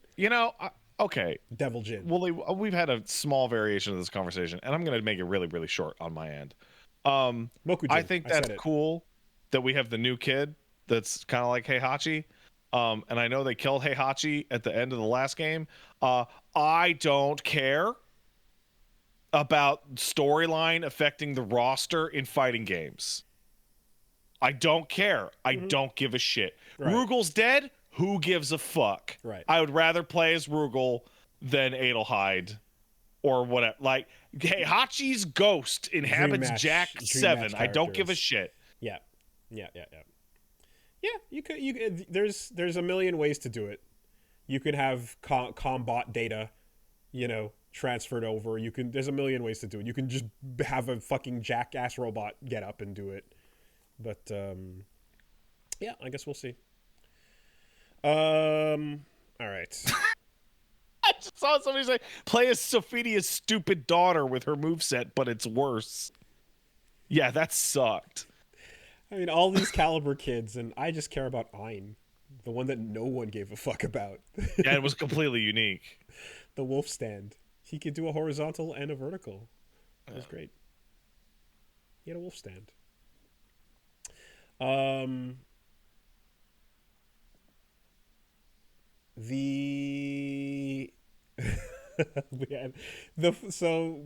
Sega's did a bunch of interviews we talked about last week, but we sure did, man. But it seems like we're not done because there was more to say. There's more. There's more Sega.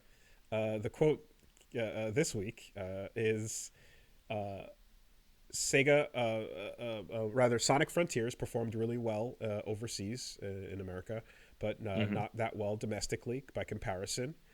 And we're trying to figure out what happened. If there's something that Legend of Zelda, Tears of the Kingdom, or Armored Core 6 have that Sonic Frontiers doesn't have, we want to know.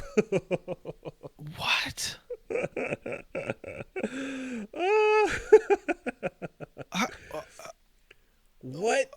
What is it about Tears of the Kingdom and Armored Core 6? That we don't got? What do the kids want? We thought it had everything. I don't know how to even. Sonic Frontiers was like, what I played of it was fucking great. Yeah, it was but great. Why would you ask this question? It was also a highly limited budget Sonic game that was not trying to be high-speed robot action or engineering. Oh my god, dude, that mega game they're making is gonna fucking bankrupt them. Oh my god. This feels like they got a bunch of kids in front of the fucking Nielsen ratings fucking dial and going, so should Sonic be in a robot and make the Ultra Hand? It just sucks. What do you kids want? It sucks because it's like it's like you guys picked a direction, committed to it, and made a good thing, and just like continue, like do your thing. You're doing a good thing. I don't think like Frontiers was praised by like a ton of people, and like I don't think anyone has an issue with Sonic going in that direction and playing like that kind of game, you know. But like to then just kind of be like, oh no, like we got to figure out what the FromSoft everyone needs to. So where can I write in?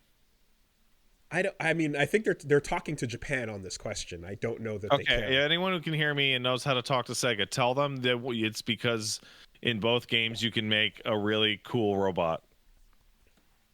That's what Sonic game needs. It needs Sonic to get into a really big, cool robot. That's the only thing both of those games have. We need to be able to like switch out parts and customize our Sonic for energy overload. You know, man, I'm repeating myself a lot today. Fuck? But I actually do have a real answer. I have a genuinely real answer. Zelda Tears of the Kingdom and Armored Core 6 are made by development teams that are allowed the freedom to iterate and improve on their existing designs and what works in their last game over a period of decades. Sonic Team seems obsessed with completely reinventing the same game every single fucking time and not learning anything from the last time. Zelda is a pretty handcuffed franchise, though. Like, that is true, but admittedly, Breath of the Wild was like one of the first departures in a really meaningful way. Yeah, and that was after they made the same game 14 times in a row. So, you know, that is the comparison franchise here, right? And now we are in the new Zelda franchise era in which we will see 10 different variations of Breath of the Wild, one after another. I hope not, but yeah. The next game will prove me right or wrong. If the next game is Beers of the Fiefdom and the new mechanic is fucking. You're allowed a Majora's Mask. You're allowed a Majora's Mask. You're allowed.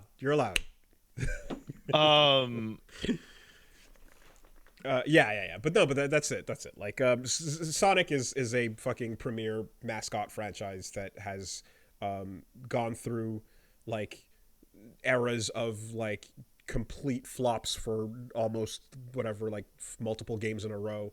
And then two different fan bases, and then like the classic style where they were fucking up for a while, and then the new style which they were fucking up for a while, and then spotty quality here and there, but ultimately like, every time they were starting to get really good at one of the ways they liked to make a Sonic game, they would go totally different type of Sonic game, and this one sucks. So all that to say that I feel like it, at least, I mean, again, from what I've played of Frontiers, which is like that first island, I think they got something cool going there, but like you can't compare fucking Armored Core, you know, like. But in any case, again, it does feel like this is a pointed question for like in sales in Japan is what they want to figure out. Well, I mean, we have somebody in the chat saying that the headline of the article misrepresented that the Sonic team actually want to say they want to reach the level of quality those games not that they don't understand why they're popular and Sonic isn't. So the full quote is, "What is it lacking? What failed to resonate with them? What did we miss when thinking of ways to appeal to players? If there's something that The Legend of Zelda Tears of the Kingdom or Armored Core 6 have that Sonic Frontiers doesn't have, we want to know." They should let you get Sonic pregnant. Because Armored Core and Zelda won't be able to compete with that. Put the official stamp of approval on Dreams Collection. Mm-hmm. So, Nintendo will never let you get Link pregnant. I mean, not unless they won't fight for it. No, they won't. They won't let you get Link pregnant. You can try. Okay. But it won't go through. Well, hold on a minute now, because what about a live action Link? I'm sure someone's going to try and get live action Link pregnant. I'm going to tell you right now. You never know. Live action, a lot of things are possible in live action. The rules change. Listen. If the casting director is doing their job correctly when casting for the Legend of Zelda movie, they will cast someone that someone tried to get pregnant. There you go. Live action Prego Link. I heard this news. They're announcing a Legend of Zelda live action film. And, you know, it makes sense considering the success of Mario that Nintendo would follow up, you know, with the next huge thing.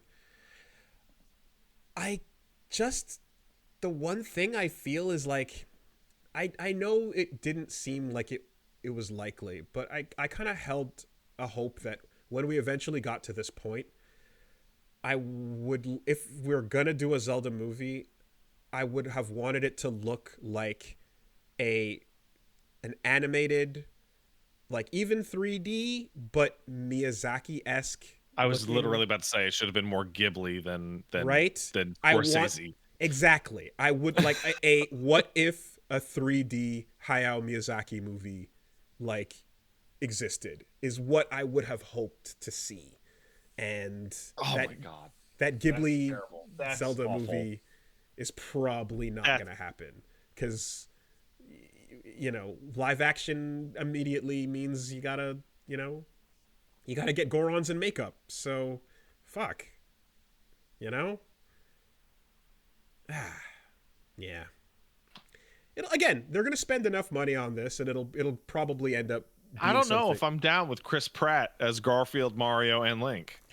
I think kind of like we're looking at the current Avatar new live action thing that's coming, and it's like I see this as probably a like they're gonna spend so much money to make sure that like it's not gonna piss everybody off. They're gonna spend the money to go through the iterations until it's like just right.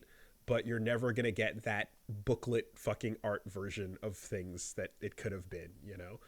I know a 2D animated thing would never happen. I'm like, my brain doesn't even buy into like, that dream world. It's just not practical. But you could do 3D and you could make it, to that kind of like, that kind of Ghibli style. Anyways, we'll see. But I foresee the absolute most gnashing of teeth about any video game casting of all time with Link's casting. I foresee I foresee no person they could ever cast that would make anyone happy. Like, I mean, I've seen enough fucking edits of fucking Tom the Spider-Man? Yeah, Tom Spider-Man. Tom Spider-Man. Yeah. For a lifetime. But it should just, I wish we were just dealing with a world where it's like it was just voice acting to deal with. Like, if Keanu Reeves can be Howl, you could. I thought you were gonna say if Keanu Reeves could do it, and I'm like, maybe. Keanu Reeves was, I believe he was Howl in Howl's Moving Castle. So. Yeah, that was not a good role for him. I'm gonna tell you right now. It's not the best. Wait, Christian Bale? Did I get that wrong? Sorry. Did I get that wrong? Oh, it was Christian Bale? Hey, guess what? That was also not the best. Honestly, I just saw someone say it in the chat, and I think they're right. Link should be played by a girl. Link, we should be on Peter Pan rules on this one. You could. I could see it. Or you could also just get like the guy, Viral's voice actor, who is also. Isn't he like an old fat Japanese guy? But I'm sure he's still working. Yeah, you want to just put him in the costume and just have him go. Yeah, you know what? You know what? They should do that. They very much should do that.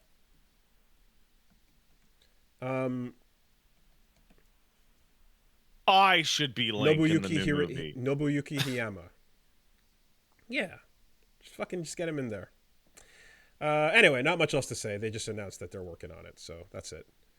In the meantime, over at Capcom, if we're talking Sega, Nintendo, Capcom. Oh, what's Capcom up to? Big hand wringing, big hand wringing and sweaty palms, because the mods to their PC games can lead to reputational damage, and mods that are offensive to public order and morals are bad. They're cheating. So it's really funny that everyone hopped on this and was like, but people make cool mods for things. And it's like they're talking about that fucking idiot who had their nude Chun-Li mod show up on a fucking stream. That's that's obviously what they're talking about. That is the prime focus that's very clear why this why this comes up. But they then did elaborate though further on, like that's the most obvious thing that they would have been salty about, and understandably, because it's a tournament that's whatever being shown off and yada yada. But then they go on to elaborate that like no, it's not just that, it's also that malicious mods can cause an additional workload for the devs, because some of the mods cause performance issues or can result in players losing saved data. I know exactly what that's referencing. What is that referencing? They're referencing having to patch Street Fighter V because of the netcode, the homebrew netcode fix. The homebrew netcode fix required development time to disable it. Oh, Jesus Christ. And they don't want to have to do that. Okay. Because I was like, anyone who's modding something, there's an obvious kind of buyer beware on the label, which is like, yeah, make a fucking backup, and if you fuck up your install and something goes wrong, you better know how to undo that shit, because you're fucking with the guts. But it's the fix that everyone installed when rollback didn't fucking work. Right. That's hilarious. How about you make it work from the jump, guys? Yeah. Which Yeah, they how did, about? but fuck, man, that's dumb. And here's the thing: if you want to, as far as the obvious like issue here with the the the what was it, the morals and public order Dude, and what so is up on. with Japanese companies just saying the fucking moral order shit? It's so weird. Look, every other fucking PC replay that gets uploaded is not, besides nude mods and shit, is a bunch of just sick ass costumes and outfits and cosmetics that the characters have on. How Yeah, about you well, take fucking less than a year to get around to one Woolie, costume, Woolie, Woolie. Listen, one I outfit per know. year? We all saw the Jamie dress costume that's coming down the pipe where Jamie's got his chest out and everybody loves it. And I know we showed that to you, but we're not willing to sell it to you apparently ever. So don't you dare download a completely different costume of Zangief wearing a suit. Don't I do mean, it. like I saw like I think Vesper Arcade shout outs, they go into Street Fighting game news, and I think they were describing that like while 5 launched way worse, the amount of like costumes and cosmetic stuff they had The by this support's point, really low. but that they had by this point was much higher, and It's weird. there's a lot of stuff coming out that is cosmetic, but it's all focused on the avatar side of things. But the regular alt costume stuff has gotten like shit all.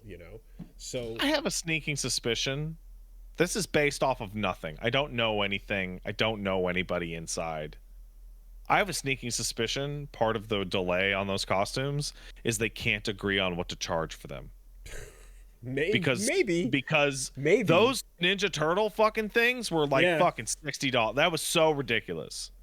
And like the thought that it was like, oh, is this just based on the licensing thing? And it's like, no, because there's some like samurai stuff and other stuff they came out with that's also pretty expensive, for the drive tickets and stuff. So not necessarily, but I think it's like people are always going to mod cool shit onto the PC version of the game as soon as they figure out how to, and as soon as you can do model swaps or so on, that's just going to happen. But if you give people at least like more costumes in the default game, I think it's somewhat of an incentive to feel like maybe I don't have to go mod fucking whatever, like Captain Commando into Street Fighter 5 because he's there. Or here's a Are you guys fucking telling wild me that like Nergigante Blanca. Are you guys telling me that like the mod that makes Jury's phone a rat is offensive to the public order? Yeah. Exactly. There's a lot of fun goofy shit, and it's like you're never going to be able to stop that, but if you could at least have the game itself have that much fun or have something to offer people, because it's taking a long time to get to these costume 3s, man. I'm almost 40 years old, and I remember as recent as like the year 2000 companies going, you stop fucking with our games, and that was like a year or two after fucking Counter-Strike came out and set the world on fire for being a mod. Like, there was the whole period of Ubisoft ruining every single game they put out for like 10 years with anti-piracy shit. Like, it's so tired. Stop. No, not you. Oh, it's so painful and embarrassing.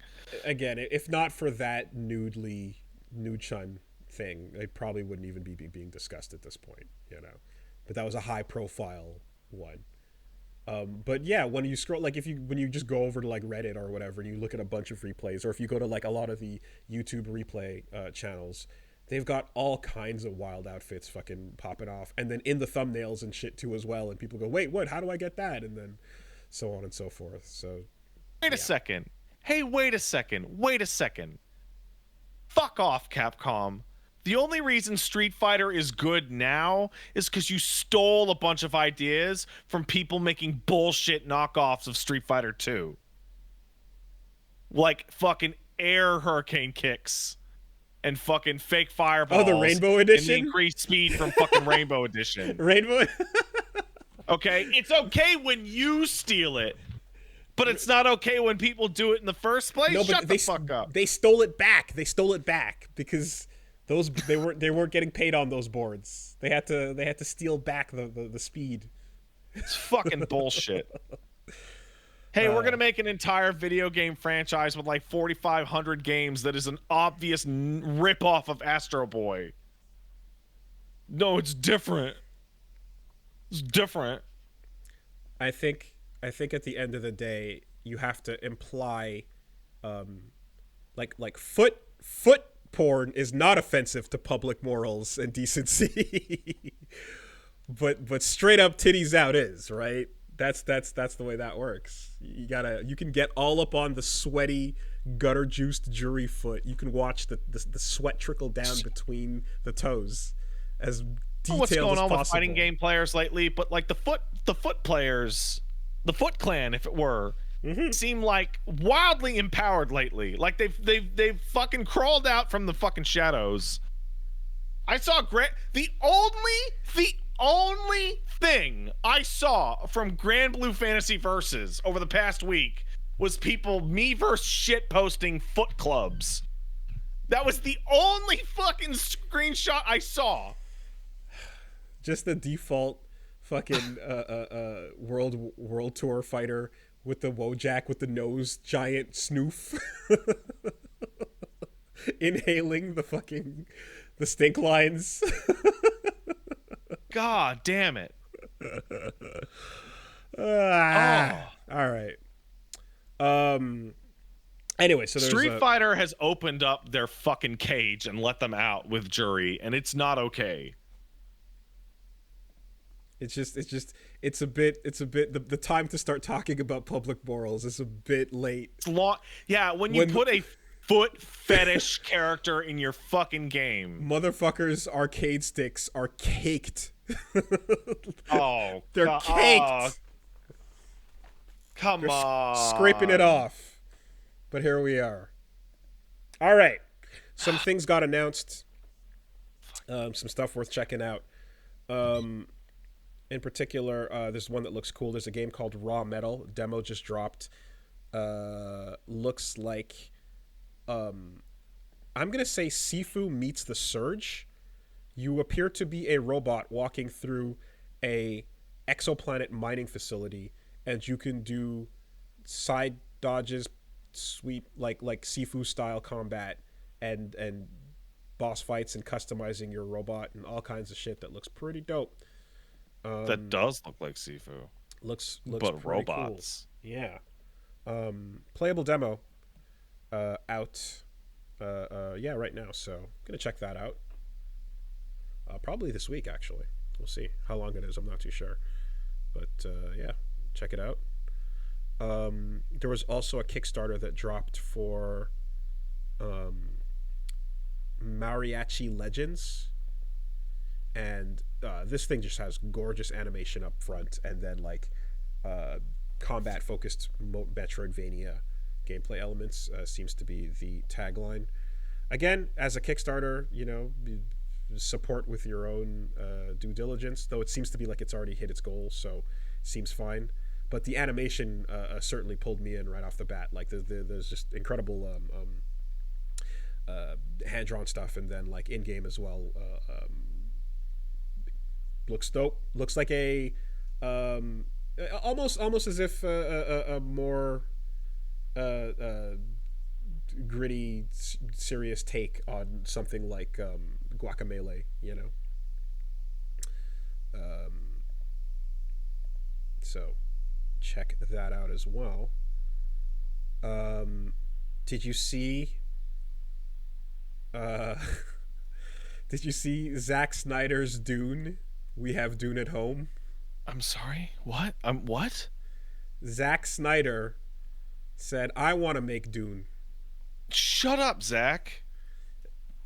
And so Netflix Rebel Moon Part 1, A Child of Fire, has released a trailer you can check out. And I mean, I just it it seems like Zack Snyder is really like he's trying to do it. You know, maybe even his Star Wars. Whatever you wanna call it. It is full of Snyderism. I don't know how. Like, does his movies make a lot of money? Because, like, man's never made a good movie. Like, I don't get it. I what did we say? What was a Sucker Punch? Just that could have been 4 music videos with nothing in between them, and that would have been fine. Just embrace the visuals. Stop. Don't even try to make sense of it, and that would have been fine. Yeah. Dude, he stole parts of that movie. Oh, you mean Final Fantasy 13? Yeah. The train scene? Yeah, he stole it. Shot for shot. It's crazy. Yeah. 300 was, applying his style to Frank Miller, and getting what you get out of that. And then, of course, Sin City is like when you don't have to do a Snyder version of it, but you can still take Frank Miller work and get some cool shit.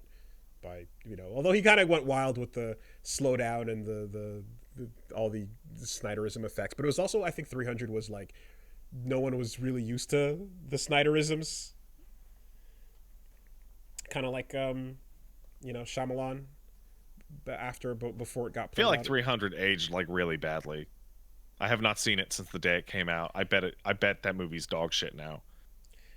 I don't know. I think it just probably, again, it works in a bubble when there's nothing else to compare it to, that like you're like, oh yeah, okay, but then when you start seeing it like in everything else he does, you start to see the tricks, and kind of like a David Cage bit, you're like, okay, hold on, right, we're gonna do the music video inside of the movie, and we're gonna play the literal themes of the literal lyrics of what's happening, because that's subtext.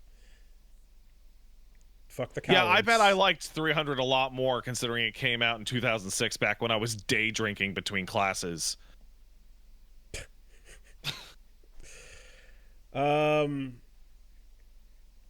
Yeah.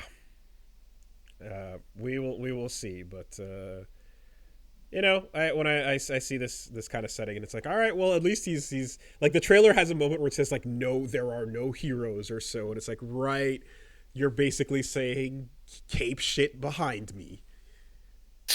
Yeah, whose fault is that? Dumb shit. Like it just fucking like spotlights that moment, like, oh boy, woof arf bark. Anyways, all right. It's not even. There was a thing that I. Hey man, David Lynch couldn't do it, but fuck me, I can do it. David Lynch sucks. That's a direct quote from Zack Snyder that I just invented. There you go. Hey, this is an asshole thing to say, but I'm gonna say it. The fact that his name is Zach makes me take him so much less seriously. I just said seriously, god damn it. Fuck.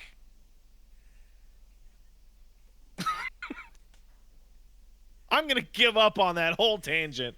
I ruined it. That sounds like a good idea. Yeah, there's another one here that's I was gonna bring up, but it's not. There's nothing to it. Project Sigma was this Titanfall at home. You can go watch it. But there's not much. Is it wrong that I hear you say Project Sigma and I start to giggle because I don't like it's the word Sigma has been completely ruined for me. Absolutely. It's in the dirt. I mean, we do need to find out why they are more attractive than alpha males. I don't know if we ever will, but there's only one way to find out, and that's by tuning into the Anthony Spade channel. Tune in for your daily red pill. Roar.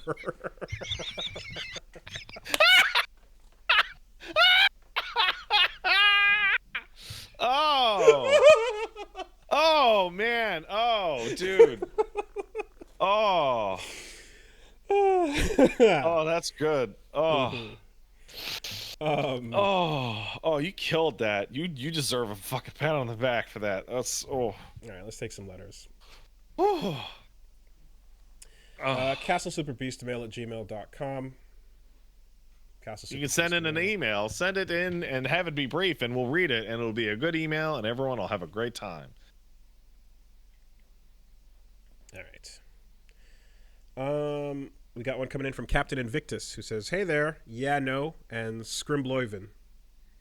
I can do that. Do you ever have any sort of eccentricities with honoring something? Not sure if that's the right word, but when I watch an LP of a game I haven't played and I really enjoy it, I'll go and buy that game on Steam if I can, as a thank you to the dev for making a game that was on stream that I greatly enjoyed, even though I know that I'll likely never play it myself. Barely have time these days, often watching LPs during downtime at work. Do you have any sort of mental itch like this for something that's an unnecessary make good or compensation for something you appreciate? Yeah, when the PS2 came out, I pirated absolutely everything, and I only bought the games that were good. And that's how I got into Persona, because I pirated Persona 4 and played it for about 3-4 hours. I was like, holy shit! And then I went to my local EB Games and bought P3 and P4 on the spot.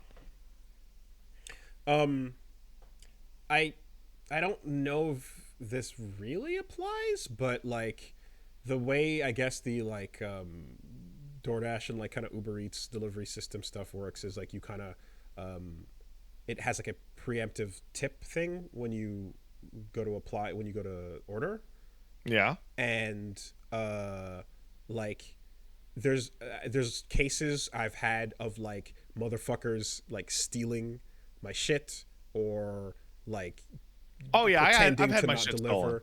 and all kinds of weird stuff where and like the idea of like that person gets to steal that on top or just be shitty about the drop off on top of getting like a tip preemptively sucks. So I'm like you have to like go in and put it to 0 initially, which I feel like some people after they deliver might be like, oh no, like what happened? But anytime someone Hope you enjoy your piss, sir. Well, that obviously after that, once it's in, you then do the rating review, and then on that point, I overcompensate and tip very generously. Okay, so that's great for the guy. I hope you enjoy your piss. I don't think it's not. It's only until after the delivery, anyways. Like when they show you what they see, it's like it's upon receipt and closing of the deal that like all of that goes through anyways. But it's just the way it enters is you can essentially get locked into tipping someone who fucking steals your shit and or is an asshole and or is amongst some of the awful experiences I've had. So for me, when I was doing that a lot, I would I would always pre-tip the tip amount, and then when the guy stole my food, I would contact support and I'd be like, "Oh, what's the problem with your order?" And I wouldn't be like, "I didn't receive it." I'd be like, "He stole it." So I saw his car never come within 15 blocks of my house, and then marked delivery completed. Yes. And then he sent me a text message that said, "Hungry, nom nom nom nom." That's usually what happens, and then they go like, all right, whatever, here's the refund or yada yada. But that preemptive, I don't know if that comes back or not as part of the thing. No, actually, the actual reality currently is that your order gets associated with there's no tip on this order, so they leave it to the dead last on the priority chain. Well, in any case, my point is mainly that, like, doing it in that order, I have been extremely generous with the tip, but just doing it on delivery as opposed to preemptively, which so that's pretty much the closest thing, I guess. I mean, this is kind of tipping, but the less somebody talks to me when I'm at a restaurant, the more I tip them. I always tip them the minimum, which to me is like usually 20%. And then if they don't talk to me, unless I flag them down, then they're probably going to get more because I like the part where you don't talk to me.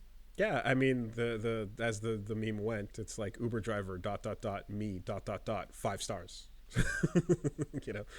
So all right, we got one coming in from Biggie.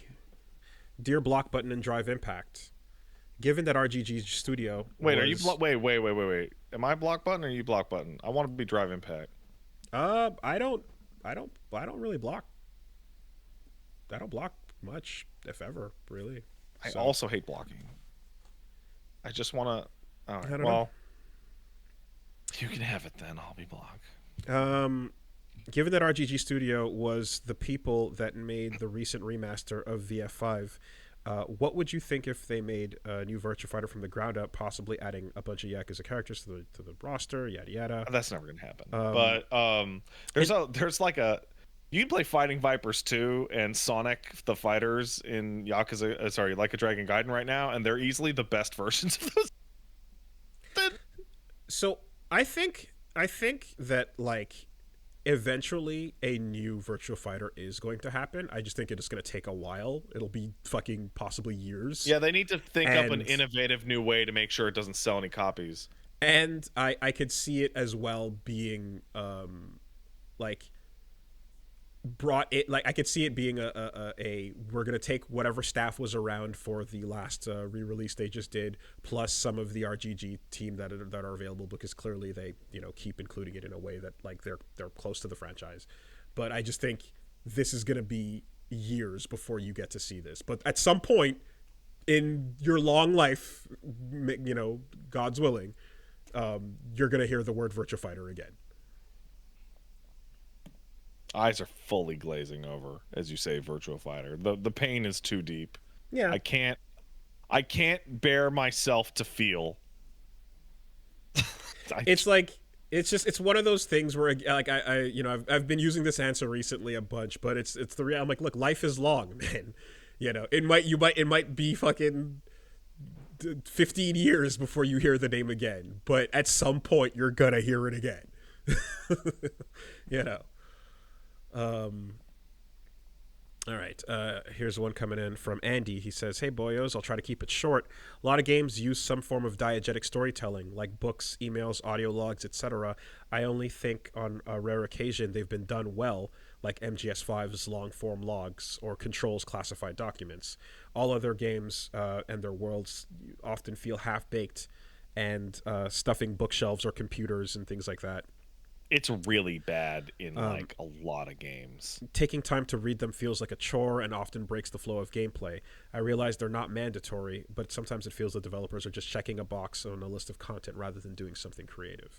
How do you feel about delivering stories this way? And So my first thing that I will say is that MGS5's like audio tapes are terrible. they're absurd. Like so many of them are so important to the overall context of the story, and like there's no good version. Like listening to them as you are doing the regular gameplay makes it harder to hear guards in your vicinity, but then sitting there and just listening to fucking tapes for hours is god awful. I like the idea of being able to listen to the logs while you play so it doesn't slow you down, but when audio is mandatory for those sections, it makes it rough. So if there was a way to play through a segment of the game where you didn't have to pay attention that much to the sound, that would be the perfect chance to listen to things like that. I like MGS5, like people are pointing out in chat, like you should have been able to watch Kazuhiro Miller and Code Talker invent the chemical burger. Like that should not have been an audio log. You should have watched them in the kitchen inventing the chemical burger. I think BioShock 1 was my first experience with like audio One logs. of the worst ever in this respect. Terrible. I don't know if there was any before that I experienced. I can't think of any. I think the biggest part of it is like, does this shit even make sense within its own context? Like in BioShock 1 and 2 and Infinite, like why are you writing down your work order in like a record player and then leaving it on your office? It's like 10 pounds. It's like why? So I can find it? And the thing is too is like some of the examples of like that I can think of as well are shit that I actually really liked. Like the backstory and logs in Doom and Doom Eternal are awesome expanded content for those worlds, but you either have to stand at a statue or read through the codex on the pause screen to get to it, you know? So I'm okay with finding better ways to deliver that lore in game. I don't mind the idea of like multitasking while we're learning about the past, but just make sure that it's not distracting from the task at hand, and I'd be super fine with that. So we got Dad Aston in the chat pointing out that in The Last of Us, the hospital audio logs are being recorded within seconds of character leaving as you view arrive of the camera. there. They're like walking out of frame, immediately grabbing a fucking tape recorder and speaking into it. It's happening right now. Oh fuck yeah. I think there's a really core problem with the concept of audio logs, and that is, people don't dictate into cassette tapes very much. People don't like the average audio log should be a notepad that says groceries and then it has 4 items and then like half a word. The Gears of War walk and talk is also a pace killer though. Like well, that was also a load screen. It was a loading screen. It was a secret loading screen, and you felt it. Like, yes, at the time when all you had were cutting to a black piece of art to show you something and then the next level loads, sure. But here, you still fucking felt what was going on there. You know, you're not that clever with the Metroid elevator.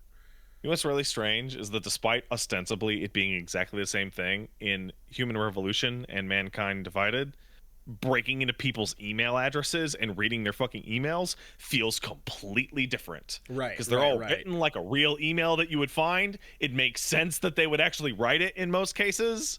And you had to go get it. You had to you were sneaking in. Hack your password or some shit to get it. That's a good example. Yeah, I'd say so for sure.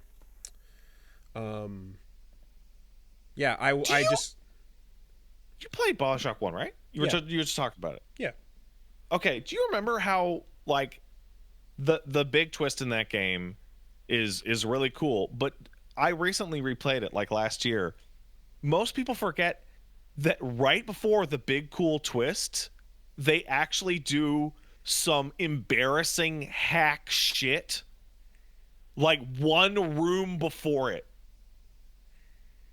Like one room before Would You Kindly, you get like a gigantic room with a bunch of photos of you and a bunch of arrows pointing to an audio log with a big in blood on the wall going "Would you kindly" on it. Oh yeah, actually I do. I remember that. Yeah. And it's hack shit. But for some reason, everyone forgets it because the actual core of the twist is good. But like the actual implementation of it is terrible. It spoils it before you get to the room where the thing is revealed. I think it was just something that wasn't really done or expected at the time. Yeah, I think that's what it is. Yeah. Yeah.